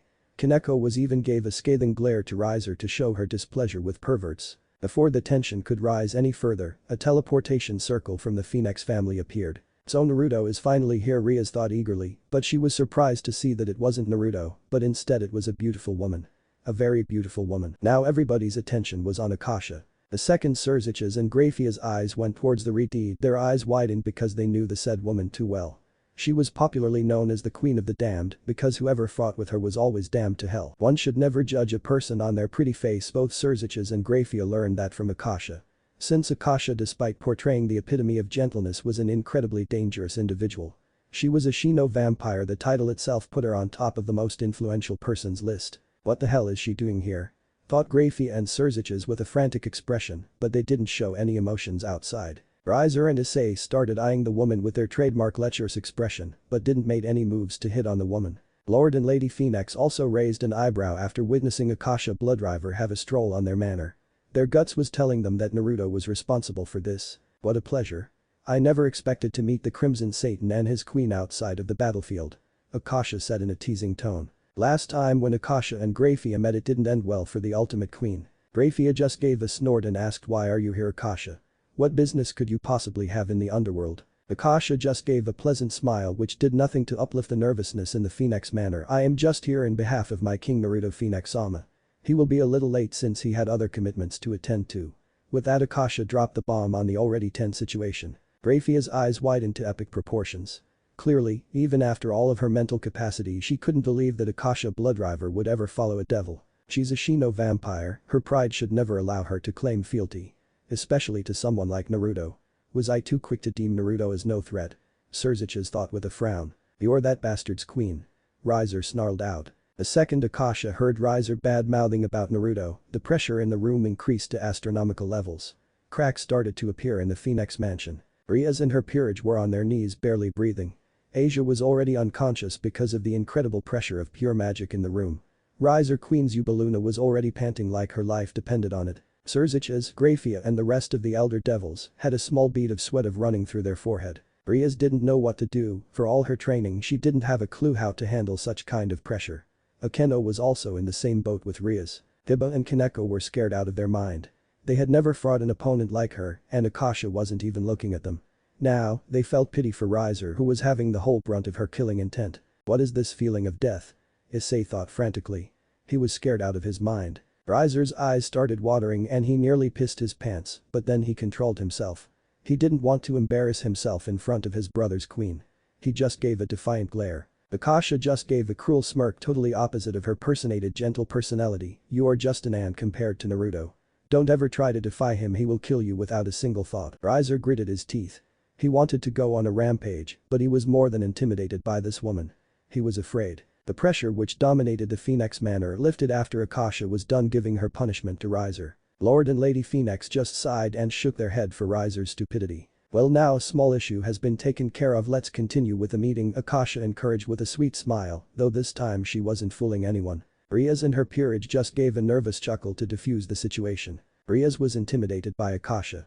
Akasha was strong and incredibly beautiful woman, much more so than her. It seemed like Naruto had a very high standard for his female companions. Rias was afraid that he would reject the marriage contract. She could not let that happen. Lord Gremory cleared his throat with a cough. Akasha-san, we are here to discuss the marriage between the next Gremory heir and the youngest son of Phoenix family, Naruto Phenex-san. Riser had an enraged look on his face and he screamed out what? Before Riser could make the situation worse, Lord Phoenix gave him a glare which promised a lot of pain if he didn't shut his mouth. Riser gritted his teeth and clenched his fists until it turned white because of the lack of blood. Akasha eyed Rias for a minute, then gave a dark glare. I am incredibly sorry, but we can't accept this marriage proposal. I see no need for my king to be married at such young age. Akasha stressed on the word my, which didn't go unnoticed by Rias. Rias frowned and returned the glare to Akasha with equal force. Who the hell was she to decide Naruto's preference? She wasn't going to let the marriage contract be annulled without a fight. Even if the opponent was Akasha Bloodriver. If she didn't get to marry Naruto, then she would be forced to marry the dirtbag Riser. She wasn't going to let that happen. Rias decided to give Akasha a piece of her mind, but before she could implement on that, Akasha-san is absolutely right, I see no need for this marriage. Anyways, I am too young to be married, and at this moment of my life, marriage would be nothing more than a crutch, which will drag me down. With that, Naruto made his presence known. Akasha gave a small smile the second she recognized Naruto's voice. She was getting incredibly uncomfortable because of this stupid meeting. Rias was heartbroken the second she heard Naruto say that this marriage will act as nothing more than a crutch for him. Is that what he thinks about me? A crutch? Which will drag him down? She didn't know whether to be sad or angry. One thing was sure, she didn't felt good when Naruto didn't accept this marriage. She didn't know why, but something about Naruto attracted him a lot. He was donning the same wrinkle-free black pants and white shirt with a blazer over the top. Naruto had a small brown leather shoulder bag. Naruto gave a small smile and passed the bag towards his father. Lord Phoenix just raised an eyebrow. What is this, Naruto, and why are you giving this to me? Naruto gave a smirk. That is 17 billion euros in German bearer bonds. According to Phoenix clan laws, 15% of the profits earned by the son of a Phoenix household should be deposited in the Phoenix treasury, so I am doing just that. All the devils including Riser had their jaw on the ground. That was a lot of money to earn in just 10 years, with no resources of Phoenix family to boost your earning. Lord Phoenix just gave a chuckle. That's great. Seriously, what have you been doing the last 10 years? Maybe I will think about joining in your business, mused Phoenix head. Naruto just gave smirk. Let's just say that whoever said that crime doesn't pay was so wrong. Everybody had a massive sweat drop when they heard Naruto define crime in such an invigorating way. Naruto then made a sigh and looked towards Rias. This decision is better for everyone. The way you are now, Rias, and you won't even survive an engagement with me, let alone marriage. Vanilla Gremory gave a curious glance. What do you mean by that, Naruto-kun? In last 10 years I have progressed a lot, but I have made this progress by angering a lot of strong individuals who hate my guts. Just because I exist, I would rather not go into details, but you get the gist. Naruto replied with an unusually calm tone. Rias was enraged because the way Naruto put it. It made her look weak, and she wasn't going to let that go. Are you implying that I am weak? Rias asked with an enraged tone. Naruto didn't even hesitate a moment to answer Rias. Yes, Rias, you and your entire peerage is weak. You know I have been keeping tabs on all of the new and upcoming devils. Rias, you have the most dysfunctional peerage I know of. Rias had some tears running down, but Naruto didn't stop. You have Knight with mental problems, then you have Queen who fights with only half the strength, and to top it off your Rook is a Nekashu who can't use Senjutsu. And that Empire which you were not able to control. The list just goes on. Issei was pissed. He could handle anything but watching Butchu cry like that. It made his blood boil. He couldn't take it anymore. Naruto, you bastard, how you dare make Butchu cry. With that, Issei activated his boosted gear. Naruto just spared a glance towards Issei and then sighed, and I totally forgot to mention the weakest Sekiryu in the history of Underworld. To be frank with you, Rias, I hold more power in the tip of my finger than you and your entire peerage hold in your very body. Issei was going to attack Naruto with his very might, but Graphia stopped him with a glare, but that didn't stop him from shaking with anger. Rias now had free tears running down her cheek. Naruto finally noticed that and he felt guilty. He never wanted to make her cry. The problem here is not you, it's me. Even after all I achieved over the years, the only thing which I can give you is a horrible life filled with misery and regrets, where your life is in a constant danger. On my good conscience, I can't do that. Naruto lost himself in his melancholy. Rias finally looked at Naruto and he looked so sad and vulnerable at that time, but then he turned his head towards her and gave her a warm smile. The least I can do is see to it that you are free, that is why you will not be married to anyone in the Phoenix household, I assure you that. You will have your freedom. I guess that makes it better. Rias replied in between sobs. Naruto came close to Rias until there was no space between them and he started wiping her tears with his handkerchief. Don't cry, tears don't suit you, replied Naruto in a very loving way. Rias now spotted a full-blown blush, whereas Akasha was sporting massive tick marks and was clearly annoyed by the scene. Riser was beyond enraged. First, his bastard brother came and totally ignored him, and then he proceeded to steal his bride and finally embarrassed him by presenting his monumental success in the last decade. I am not going to accept this farce. Rias will be married to me, Riser snarled out. He didn't even try to hide his hate for the youngest Phoenix. Riser wasn't allowed to finish his rant because Lord Phoenix stood up and slapped him right across his face. Riser was stunned, his father had never slapped him, in fact he had never even touched him in his whole life. For him to slap him in front of everyone for first time in his life, Riser was ashamed of himself. He had gone so far over the years that his own father had to slap him to get him out of his delusions. That's enough, Riser, Lord Phoenix said, but his pain was clearly visible. I am sorry Gremory-san, but this marriage contract is null and void. We can no longer accept it. Lord Gremory just gave a nod to show that he understood the circumstances. Surziches and Graphia also supported the decision. Issei was glad that Butchu wasn't getting married. Even he had dreams with Rias which included him marrying her. Naruto was glad that he was able to defuse the situation without using force because it could have taken the turn for worse with him having to fight Riser. He knew that he could easily defeat him, but that would have ended up him showing some of his cards. He liked to be anonymous with his skills. Suddenly Naruto's danger senses started to go haywire and he moved towards left, allowing him to dodge a holy dagger, but now the dagger was making his way straight towards Riser. Riser's whole life started to appear right in front of him the second he saw a holy dagger making his way close directly where his heart was located. He knew that he wasn't going to die, but he was speechless that anybody would be nuts enough to attack them right in the comfort of their home. Naruto narrowed his eyes and disappeared in a burst of speed and took Riser out of the way of harm and caught the dagger with his right palm and threw the dagger at sonic speeds to the source of attack. The poor devil died on the spot when the dagger went right through his face. The entire Phoenix Manor was invaded by 10 devils who were wearing masks, black hood and a black cloak which totally hid their figure and their faces, but it clearly showed their wings which were shaped like that of a bat. Surziches, Graphia and Akasha were immediately on their guards, but before anybody can do anything, Naruto disappeared in another burst of speed and all the bodies fell dead with blood gushing out of their wounds except one devil which Naruto was holding by its neck. What crazy reflexes. Surziches thought, totally amazed by Naruto. He had heard about his skills from Graphia, but this was the first time he himself saw it and he was more than impressed. Lord and Lady Phoenix were in the same boat with Surziches and Graphia. Even Riser was astounded to see his younger brother taking care of his attackers in such a swift manner. He was more than intimidated by Naruto. Naruto removed the hood of his attacker and it revealed to be a woman with dark brown hair and black eyes.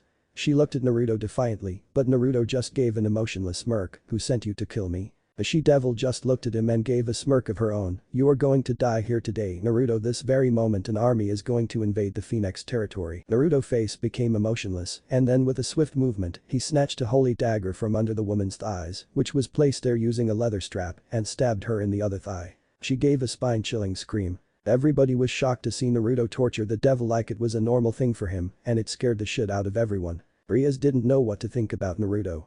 Akeno was blushing up a storm. Asia was unconscious again and she just woke up a few moments earlier.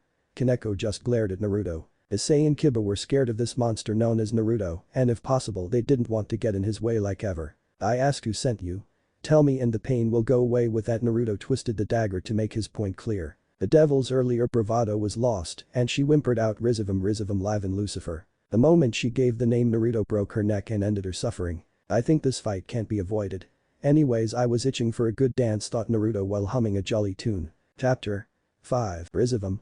Why is one of the super devil trying to kill Naruto? Were the immediate thought which came into the mind of Surziches and his queen Graphia because it didn't make any kind of sense. All of the elder devil who knew about Rizevim were immediately alarmed since he was the strongest devil in existence period. Even his fellow super devils can only defeat him with their peerage to support them. It is a very common misconception that Crazyrajat is the strongest devil alive, but the truth is something else.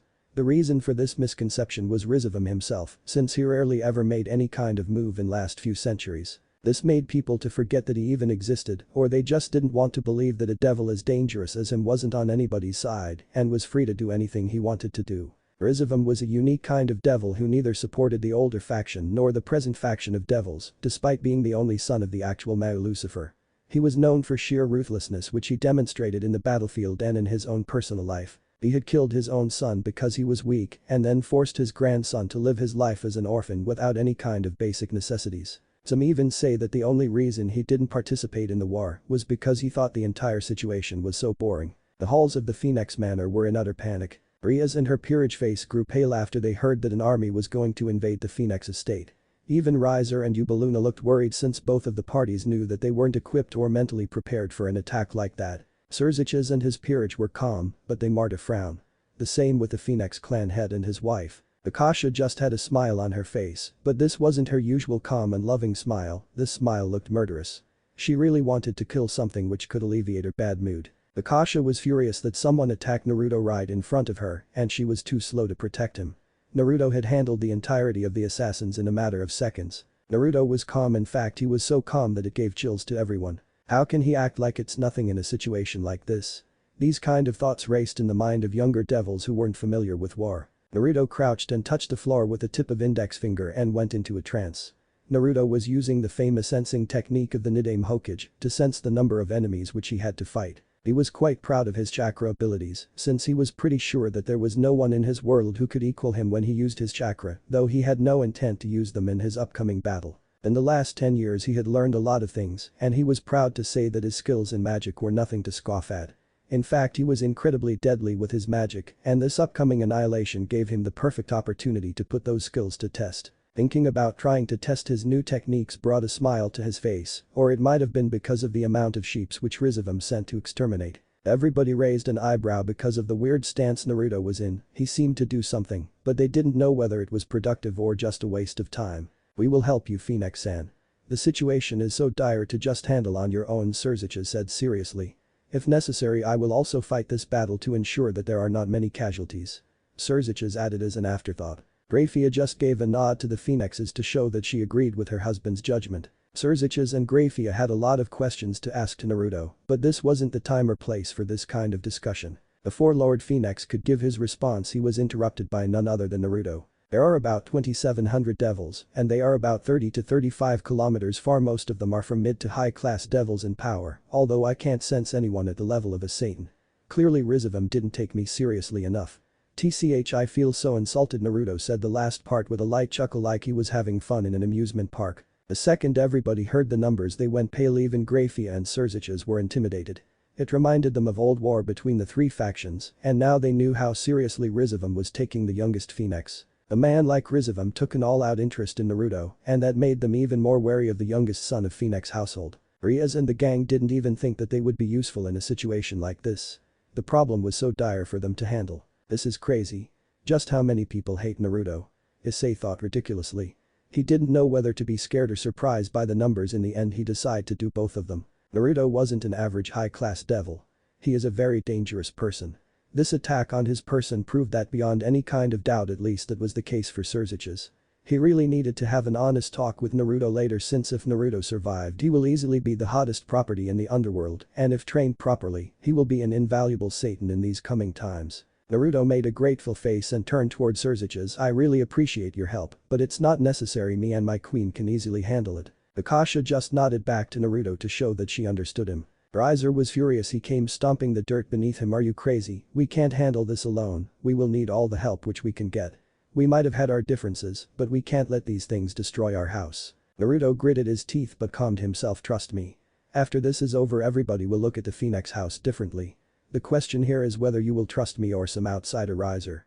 Naruto screamed the last part out. Riser was just dumbfounded, but he got his wits. "You have a plan, don't you?" "Tell me what I have to do," replied Riser earnestly.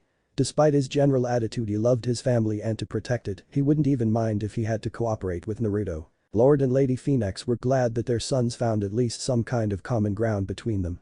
They just wished that it would have happened sooner instead of a time like these. Naruto took some seals from his pocket. Take these and paste them at the four corners of the house. It will create a barrier which can't be breached and make your queen gather the elderly and other people who can't fight and proceed to take them to the shelters. Rias gave a nod and disappeared with his queen. No matter what, I can't just leave you alone on my good conscience. I will be coming with you for this battle whether you need it or not. Crazyrajat replied sternly. He wasn't going to budge on that, it was his responsibility to make sure that young devils didn't lose their lives pointlessly. Even Lord and Lady Gremory gave a curt nod to the Phoenix heads, which clearly said that they were going to help no matter what. Naruto just rubbed his temple to show his discomfort. Whatever, just don't slow me down, Lucifer-san. Crazyrajat just gave a smile because he was glad that now Naruto wasn't going to reject the help. Naruto went towards Akasha and placed his hands on her right shoulder and disappeared in a flash of yellow like he wasn't even there to begin with. What the hell was that? Everybody thought simultaneously. He is already there, we must go there immediately, Rias stated frantically. Crazyrajat gave a curt nod and looked towards Rias. Rias, you will also be coming with us. You must learn what a war is. Naruto was right, you have been too much sheltered for your own good. Rias gave a determined stare. My peerage will also accompany me. That's fine. A second later, a giant magic circle covered the halls of Phoenix Halls and the entirety of the devils disappeared from the Phoenix Mansion. This team include war veterans like Crimson Satan and his peerage, the elders of respective clan, and the novice Gremory Rias and her peerage. Meanwhile, that is one big army of devils, Naruto. Akasha responded with her murderous smile. The big army of devils were only few miles away. The sight of this big an army would have been quite intimidating for even an experienced war veteran, but not for Naruto. For him it was nothing. He had seen so much in the past few years that even an army just gave him shot of excitement and thrill. There was just so many ways he could annihilate them. Oh. The possibilities. Suddenly Akasha's eyes narrowed. Naruto. They are here, the Lucifer's party is here to help us. The moment Akasha voiced their arrival, a light invaded Naruto's sights, and Crazyrajat and his group finally arrived to assist them. The moment Crazyrajat and his group watched an army standing before them, well, let's just say they were shocked. Rias didn't even know what to do in a situation as dire as this. I will get killed, there is no way I can survive this, Issei thought frantically. The rest of the members were also going through the same line of thought. The elders among this group just braced themselves for an inevitable battle to death. I have already called the rest of my peerage to assist, but it's going to take some time, we will have to hold the fort until they arrive. Crazyrajat stated with some worry. He was one of the strongest devils, but it had been ages since he fought like a battle like this. Naruto just shook his head. This battle will be over before they arrive, I will make sure of that. But that said, Naruto started releasing a massive amount of magic in the air. Myoku no Jimon, the gate of Phoenix Wings. The massive ring of fire made its appearance in the sky, and then giant pillars of light came out of this fire ring to form a barrier created from an obelisk and many planks, combining to form a sort of lampshade, resembling folding wings and a crude bird's head body. This barrier engulfed the entire army like a bunch of sheep who were waiting to be slaughtered. What an amazing large-scale barrier magic. If I am correct, the technique which he used right now was the Kido, demon arts, but how could he know that I thought it was extinct? Crazyrajat watched the barrier, being totally amazed by the sheer scale of the magic. In the meantime, Captain, I can sense a large amount of magic being used right in front of us, a foot soldier said hastily with worry etched in his voice. Before the captain could reply or command anything, a giant phoenix-like transparent barrier engulfed the entirety of the army. The only thing which he could say was, what the hell is this? The army commander knew that he had to kill a boy named Naruto, but what he was never told was what the said boy was capable of. The only thing which his leader told him was that the target was a high priority and gave him an army so that he could succeed in this endeavor. He thought that this would be over in minutes with an army like that to command, but now he was doubting himself, but there was no way he was going to falter here. Prepare yourself for the battle.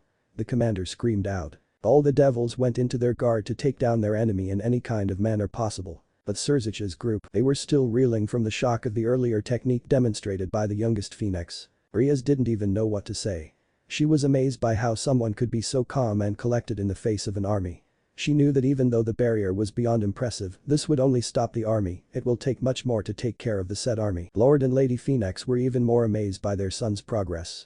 Till now they had only heard about his skills from Grafia, but watching it in action was an entirely different scenario. Lord and Lady Gremory just stood there and were thinking maybe it would be better to have at least some sort of correspondence between Naruto and the Gremory family in the future. It was a good move, Naruto-san, this will give us some time to strategize and plan our attack, Crazyrajat said calmly. He was glad that for now at least the things were under control. Naruto didn't even bother to hear Surzich's and instead made some movements with his arms which opened a small door-like structure, and then he said sternly, Akasha. Go inside the barrier and start taking down as many devils as you can. After a second, complete the task with extreme prejudice. Naruto added as an afterthought. The moment Akasha heard her king's orders, she dashed into the battlefield in speeds which could only been perceived by the likes of Surzich's and Graphia. Everyone who were present there had their eyes widened before they could even stop Akasha. She was already within the barrier, her Victorian dress was replaced by an ancient Greek-like armor, and the door closed behind her. What the hell is wrong with you? You don't just send someone from your peerage to die. Surzich's voiced his thought in an enraged manner. She might be stronger than Graphia, but still this is too much even for her. Surzich's added with his untamed anger. I just wanted to see what the Queen of the Damned is actually capable of. The things which we often read from books and hearsay are often so exaggerated for me to believe. Heck, according to them, every other ancient person is capable of destroying the world. If that's the case, then our world would have been already destroyed, Naruto replied with an eerily calm attitude. He even had the galls to say it in a joking manner. Just for that reason, Surzich's replied with his own calm attitude, but his calmness was scary, very scary. His entire body was already getting covered by his trademark power of destruction. Issei and Rias didn't know what the fuck happened just now. A moment ago things were running just fine, well, as fine as a situation can be in the moment of a war, but now the atmosphere was tense, very tense. Lucifer, believe me. You don't want to start something which you can't finish, so stand down before I fucking make you. As far as rules go, you have already interfered enough, so shut that mouth of yours and let me do my job. Why don't you try shutting me up? That is if you can, Surzich's retorted with a growl, and his power of destruction stared getting coalesced in his right arm and started radiating a dangerous dark maroon aura. Naruto just chuckled like he was having a time of his life, and then his entire arm lit on fire and the fire coalesced into sphere at the palm of his left hand and he charged at Surzich's. Surzich's also had no intention of holding back. He also charged right into the fray with his right arm outright. He had been insulted enough by this young man. He can't let someone with this kind of potential do something so unsightly. He must stop him as soon as he can. Lord Gremory and Lord Phenex moved immediately the second they saw their sons charging each other with the intent to kill. It was heartbreaking for them to watch so much infighting between them. Before they could destroy each other, both Naruto and Surzich's were grabbed by their respective fathers in double shoulder lock from behind their back. We don't have time for this, Naruto, your family is being attacked, so stop this. Lord Phenex. Surzich's. That's enough, we don't have time for this, Lord Gremory chided his son. Just a moment later, Naruto grinned at Surzich's and disappeared like thin air from his father's grasp. The three of them started looking at all the direction to find Naruto. Suddenly, Naruto appeared behind Surzich's. Trying to find me. Surzich's immediately disappeared in high speed and turned his back away from Naruto and glared. Naruto had already changed his attire by this time and was wearing an ancient samurai warrior outfit with red guards around his joints, chest and other important parts. Madara's outfit. The entire thing was an illusion. The realization finally dawned on Surzich's. But when did he cast his illusion? Surzich's finally remembered that Naruto had made some weird head movements before a door was opened to let Akasha pass. He casted such an illusion during such a small set of time, he is impressive, Surzich's thought with some loathing respect. The stance just now was perfect, Lucifer said. Well, I guess that's a Satan for you, but you must realize that I am younger than you, faster than you and far more deadly than you. Naruto lectured Surzich's in a cajoling manner like he was talking to a child.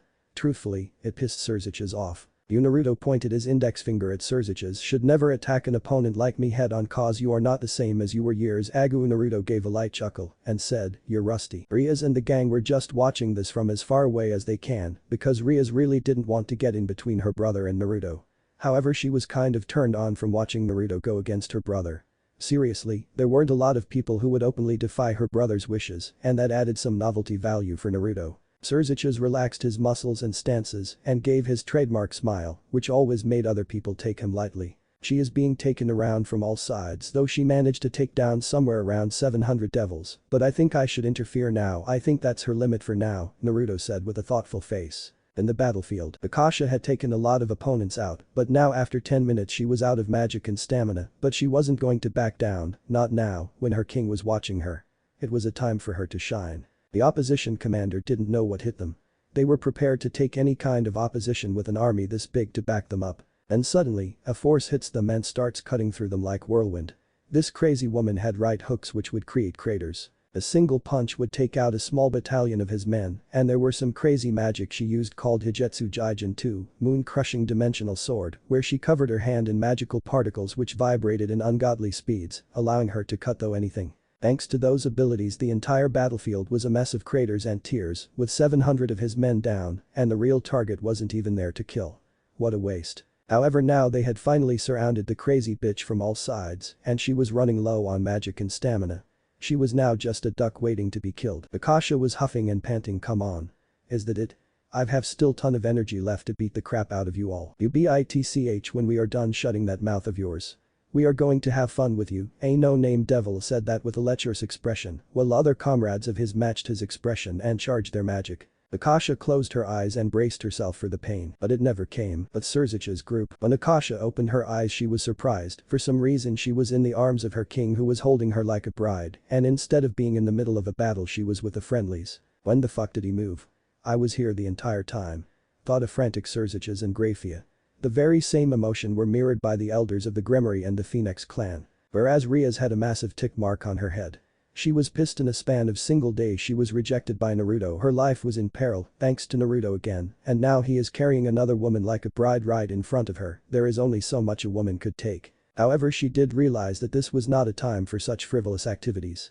She will deal with him later in her own playful way. You did great, Akasha, but the thing is you fight too much. Naruto put Akasha down to her feet. If you want to be truly my queen, then you must learn how to dance. Let me show you how it's done. But that Naruto disappeared in high speeds and jumped into the battlefield, and the entire barrier broke like glasses behind him. In the battlefield, the devils present in the battlefield didn't have time to think about the barrier coming down.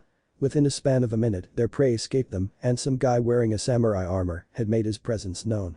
The only thing good about the situation was that this time the guy was their target and he was only few yards away. Give it up, Naruto Phenex, you can't win against an army this big. Just let me kill you and make it easy for all of us, the commander said in a smug tone. Naruto just returned a smile with closed eyes, but then his eyes opened and a massive amount killing intent washed over the remaining 2,000 devils, scaring them, giving a chill down their spine, and showing them gruesome images of their death. The entire battle came to a halt for a few seconds. But Crazyrajat's group. Just a second ago Naruto had joined the battle, but the after effects were felt as far as to their group. The wave of killing intent reached them immediately, making the elders' hair stand up. The lesser ones from Rias' peerage like Kaneko, Asia and Kiba were already unconscious since they were never subjected to a killing intent of that caliber. Only one who managed to stay conscious from Rias' peerage were Issei, Akeno and Rias herself. This is nothing like last time.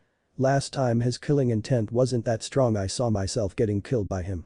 Thought a wide-eyed Issei who was barely holding on to his sanity. Rias had her eyes widened.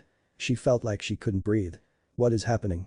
I have never felt fear like this, and I am not even the target for his Kai. Before Rias could hyperventilate, the comforting hand of her brother landed on her shoulder and said soothingly, just breathe Rias, just breathe. Crazyrajat narrowed his eyes and watched far to the battlefield. Naruto was destroying and killing everything within his vicinity with such a surgical precision that it didn't even seem natural.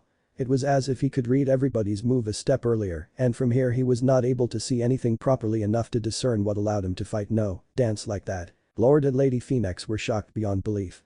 They had never thought that the boy who they took as their son would become so powerful someday. They were so proud that they could not describe it in words, but at the same time they were worried that he would become corrupt due to his own power. Lord and Lady Grimory were just watching the entire thing with a gobsmacked expression. Rias and the conscious members of her peerage were in the same boat as her parents. How could someone so young has a battlefield presence like that? Grafia thought with some worry and respect for the youngest Phenex. The battlefield, those few seconds were more than enough for Naruto. His Kusanagi shined brightly with holy power, and Naruto dashed those few yards of distance between him and the sheeps in a fraction of a second, and he started slaughtering them without any kind of mercy. They were not even a challenge before his speed, and coupled with the Sharingan, he could easily see their moves. The commander was the first one to die by his blade. He couldn't even see him coming first, take out the head of the army. Now, the entire army was in a disarray. They had lost a lot of devils, and the monster in front of them didn't even took a scratch from them. 200 down, another 1800 to go, Naruto stated as if their presence didn't even matter to him. The devil came from the west and charged his wind magic. Imarabaram, and it hit Naruto. Even the responsible devil was surprised. However, Naruto quickly flipped midair and landed gracefully on his feet and looked at his attacker and dusted some imaginary dirt from his shoulder guard, whereas the attacker just gritted his teeth due to frustration and cursing his own weakness. Secondly, keep the army in bay using wide-scale attacks. Naruto's eyes shined as he allowed his magic to pour out like water and started chanting his Keto limit of the thousands hands, respectful hands, unable to touch the darkness. Shooting hands unable to reflect the blue sky. The road that basks in light, the wind that ignited the embers, time that gathers when both are together, there is no need to be hesitant, obey my orders. Light bullets, 8 bodies, 9 items, Book of Heaven, Disease Treasure, Great Wheel, Grey Fortress Tower. Aim far away, scatter brightly and cleanly when fired. Head number 91.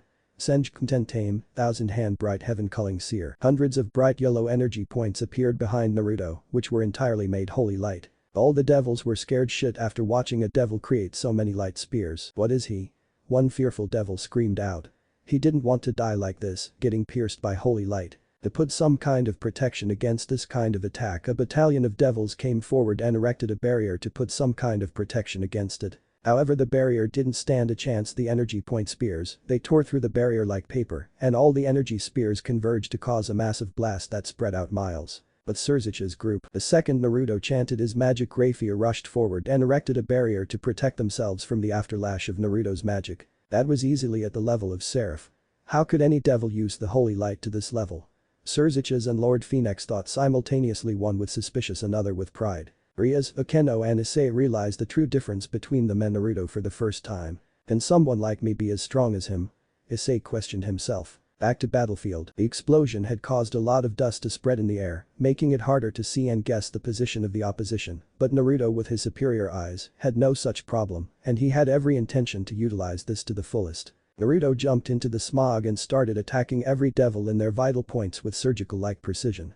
Those who tried to retaliate fell like flies against Naruto's superior speed and style. Naruto laughed when certain devils tried to overpower him by using their respective martial art, but what they didn't realize was every martial art form in this world was made for self-defense, whereas his style of fighting was dedicated to achieve only one single purpose, that is total annihilation of the opponent. Killing your opponent as soon as you can, that was the purpose of a shinobi Taijutsu kata. 800 down, another 1200 to go, chuckled Naruto. They can't see my eyes from here, maybe I can use some of my chakra techniques, thought an ecstatic Naruto. Naruto's eyes glowed and they turned into the eternal Mangekyo Sharingan.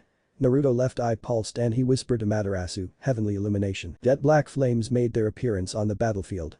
They started burning everything they came in contact with.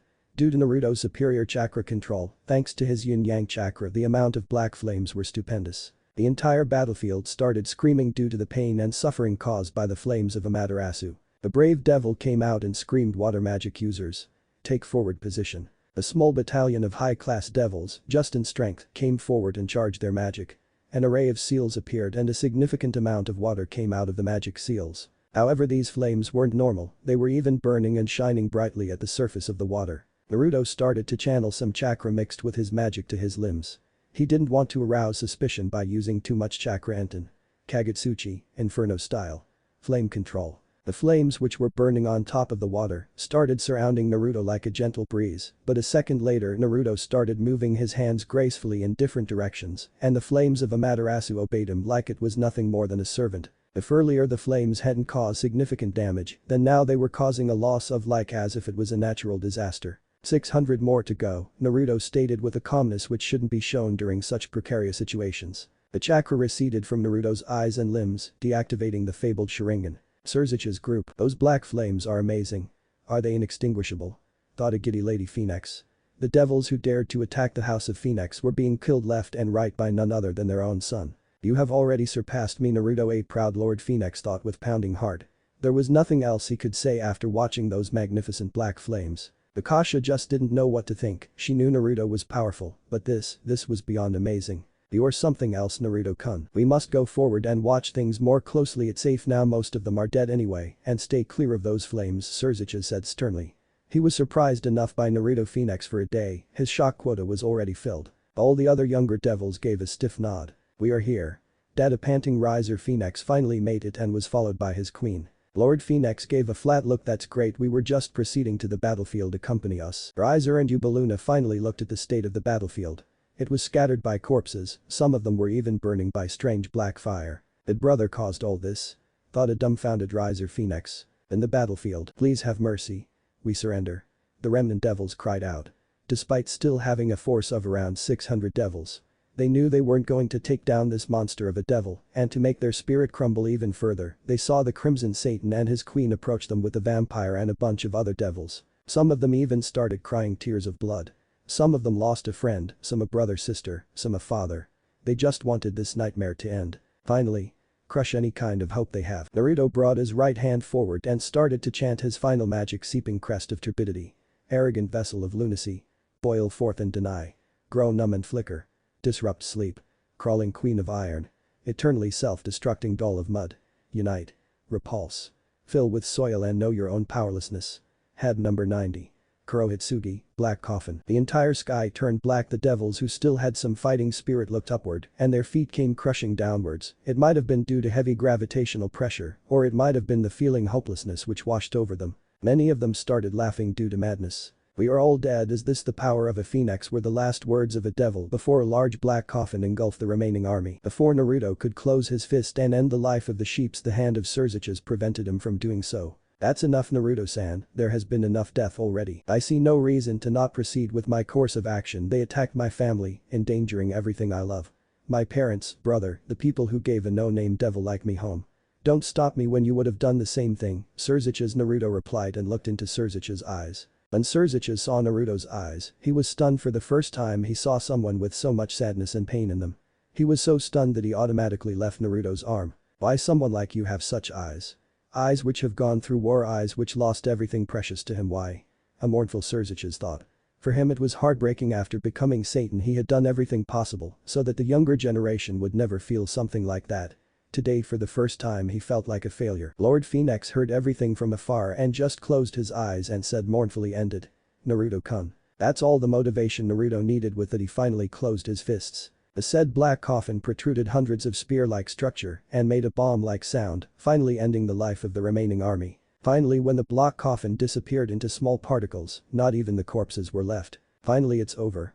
Lord and Lady Gremory said simultaneously with a sad sigh. No, it hasn't. I still need to make a statement that aggression against our family will not be tolerated and will be met with dire consequences, claimed Naruto with a dark aura. His entire body was covered in fire.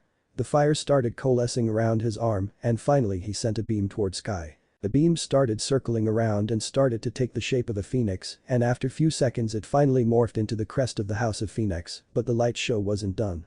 The fire from the tail took the shape of a whirlpool which engulfed the entire body of Phoenix. The head of the phoenix gave a massive screech which was heard miles away in the underworld. Beelzebub Castle. Ajuka Beelzebub had been working on one of his invention just few moments ago, but then he felt massive amount of magic being used. The amount of magic was so large that there was no way that he could ignore it, so he went out to check the matter out. He was worried. The magic which he felt wasn't from any of the Satan, and not just anybody could release that amount of powerful and condensed magic. Only he and his fellow Satan Crazyrajat could release that amount of magic into the air. He was moving towards the source of magic as soon as he can. Suddenly a bright light invaded his eyes. He saw a beam of fire moving towards the sky and morphing into a symbol. Finally, he recognized the symbol, and his eyes widened to epic proportions. He whispered, that's not possible, that symbol. Ajuka Beelzebub was running towards the scene as if his life depended on him. He was worried, he wouldn't admit it, but he was also a tad bit intimidated and afraid. His pride would never allow him to admit such things, but he had heard some terrible things about the symbol which colored the skies as of this moment. Something so terribly unbelievable that he could consider it as nothing but modern myth advertised by some crazy lunatics. In the last few years a myth had spawned about a symbol which had appeared in the dark sky. This symbol was that of a phoenix which was engulfed by a maelstrom originating from its very tail. This very symbol was never openly described, but only whispered as phoenix in the shadow of a maelstrom. It had appeared only once before, if he could trust these rumors, and had managed to cause some stir, but nobody wanted to take it seriously. It can't be, it's just not possible. Nobody can escape from that prison, nobody can. Ajuka thought relentlessly. He just couldn't believe that ludicrous rumor. But that thought Ajuka increased his speed and hoped that he managed to get there in time. In the battlefield, Naruto was just looking up into the sky, admiring his handiwork with melancholy and remembering his past deeds which he wanted to forget and bury deep down, but he knew such a thing was just not possible.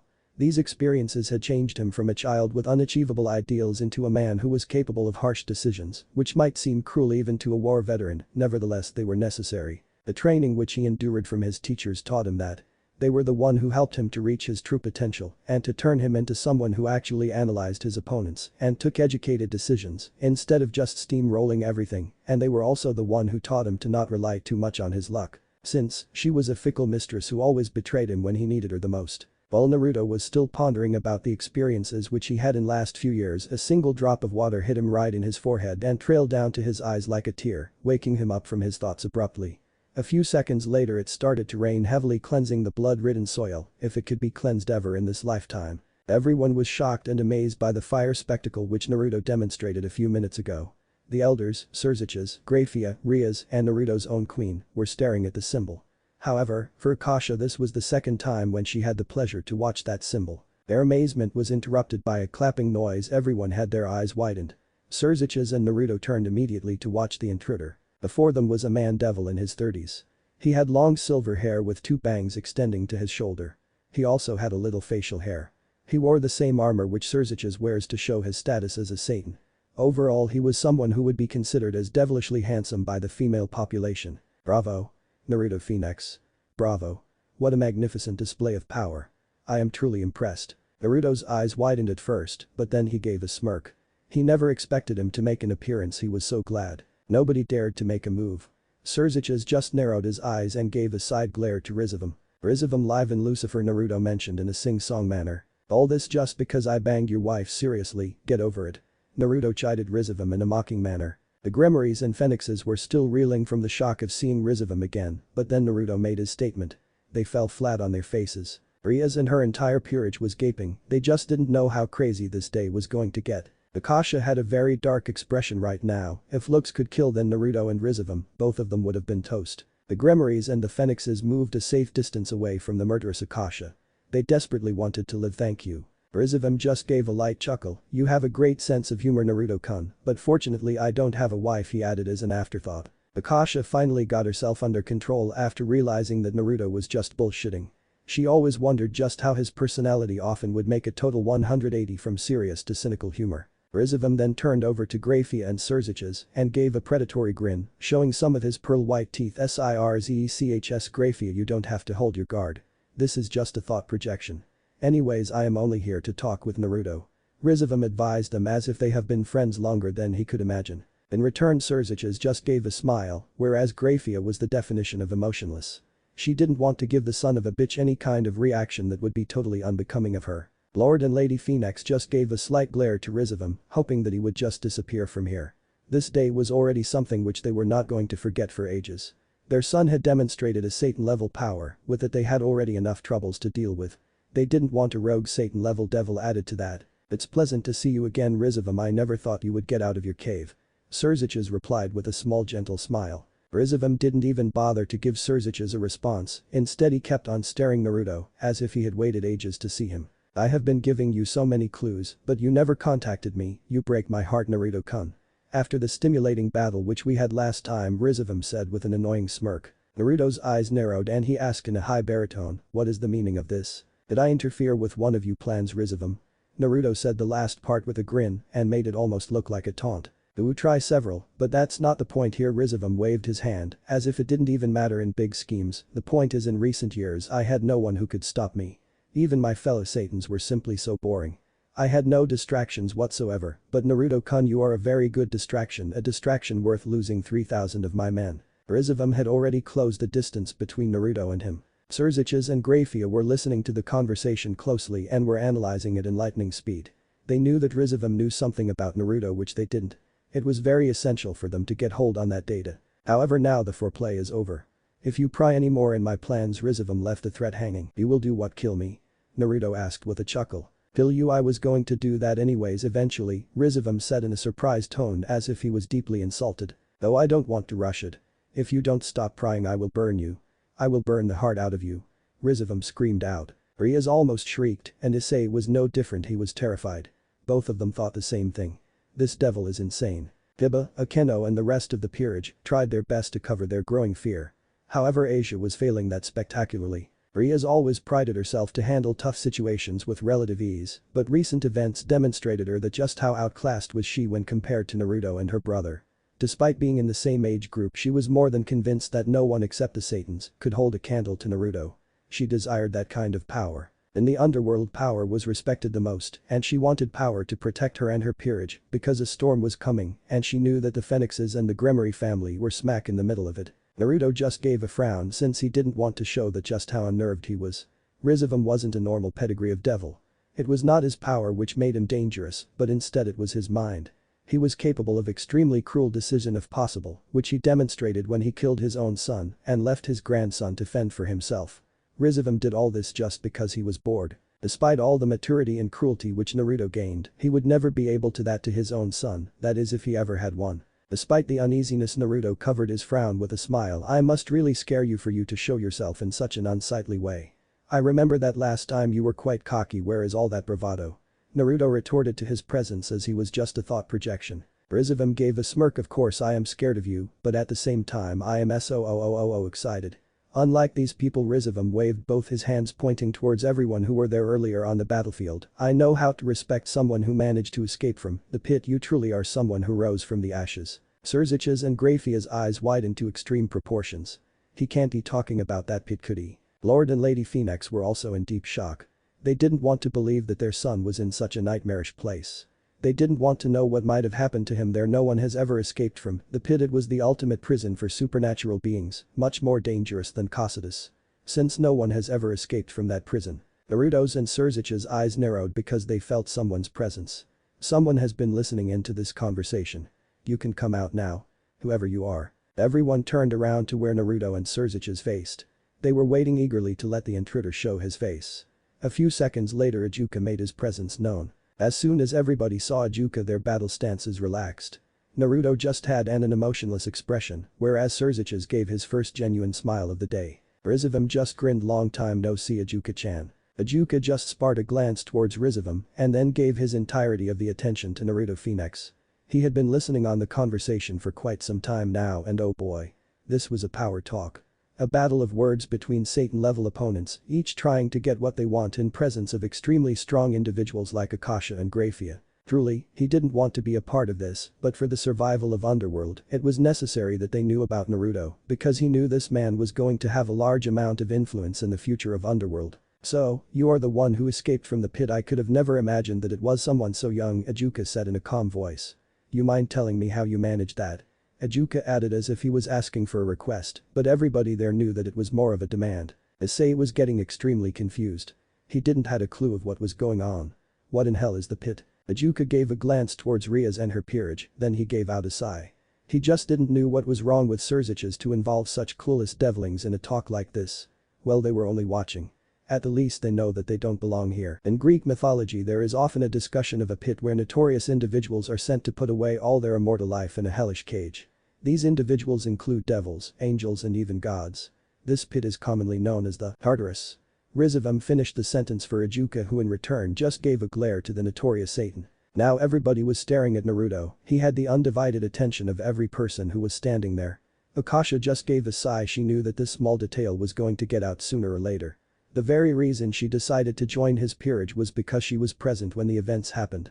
She was right outside that deep pit when a phoenix rose from the ashes. At that very moment she knew that this man was going to do something great and she wanted to be a part of that. Ajuka continued to stare at Naruto, expecting him to answer his earlier question. In fact, everybody was staring at him except his queen. Naruto returned the stare for some time, but eventually gave a coy smile and snickered. A few months back, nobody gave a damn about me, but suddenly now I am Mr. Sex. Everybody wants me. Ajuka just raised his eyebrows, whereas the rest of the entire group just fell flat on their faces. Surzich's and Graphia were impassive since they were no use to not getting any answers out of him, whereas Akasha just gave out another sigh and shook her head, which was already facing downwards towards her feet. She sometimes regretted being his queen. Naruto's general cockiness and impassiveness mixed with some cynical humor always pissed other people off. Lord and Lady Phenex didn't react much, but they were impressed that their son wasn't a pushover when it came to handling things through his mouth instead of using fists. Rizevim was watching the entire spectacle with amusement clearly written on his face, but just like every good thing, this small conversation has to end. How sad. And he was having too much fun too. Rizevim coughed a little to shift everybody's attention from Naruto to him. I am really glad that we had this conversation, Naruto-kun. It's sad that I have to leave, but remember this, Naruto-kun, a storm is coming, and if you don't get out of my way. Rizevim left the threat hanging, and he started to disintegrate into millions of golden particles, leaving the Satans worried about the future of the underworld. Naruto just gave a dark chuckle and said, catch you later. No, you won't. Rizevim chirped before disappearing completely. For a few seconds there was total silence, then Surzich's gave a look to the Phenex family and gave a small glare towards Naruto and said, we need to talk immediately. Ajuka just gave a nod showing that he agreed with Surzich's sentiments.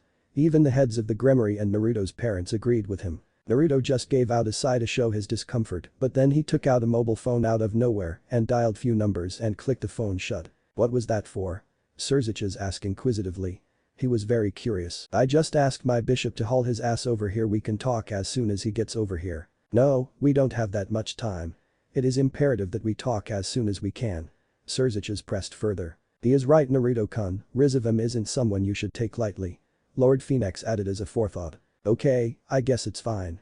Naruto replied in a surrendered tone. He wasn't exactly in a mood to have a serious talk.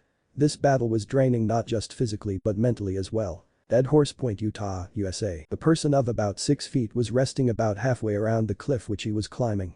He had a smile on his face as if it didn't even matter to him that he was 600 feet about the ground without any sort of rope or protection.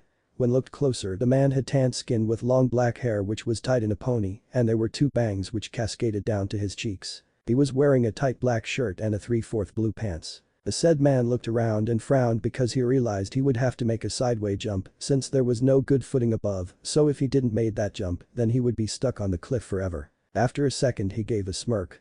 I like challenges. With that thought he pulled his body a little in the opposite direction, which gave him a solid footing, and then he thrust himself sideways and made a jump of about 15 feet.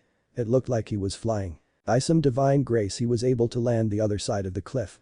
He felt like patting himself in the back, but then things went to hell. The man slipped and lost his footing. He started to slip further down, but before he could meet an untimely demise, his hand stretched and grabbed a well-placed protruding rock, which served as holding and preventing him from falling 600 feet to his death. The man just gave a chuckle to show his discomfort. In fact, it looked like he was having fun while he was dangling from a cliff. Finally, after few more breathtaking moments later, the said man managed to reach solid ground. He was panting a little because he was tired. After all, climbing an entire cliff without chakra was exhausting, but he needed the training, and he also wanted to do something fun since he was on a vacation, but like every god thing, even a small vacation must come to an end. He knew that the second he heard sounds of rotor from far off. His suspicions were proven correct the moment he saw a helicopter from the Phenex Consolidated written proudly on its tail, making its way towards him. He just looked at that helicopter curiously when a moment later a man in a suit opened the door of the helicopter and took out a rocket launcher and aimed it right in front of him. The rocket made its way forward and stuck a fraction of a second later, but there was no resultant blast, no nothing. The rocket just stayed there even after the perpetrators were long gone. The fairly handsome guy just gave out a chuckle and sighed.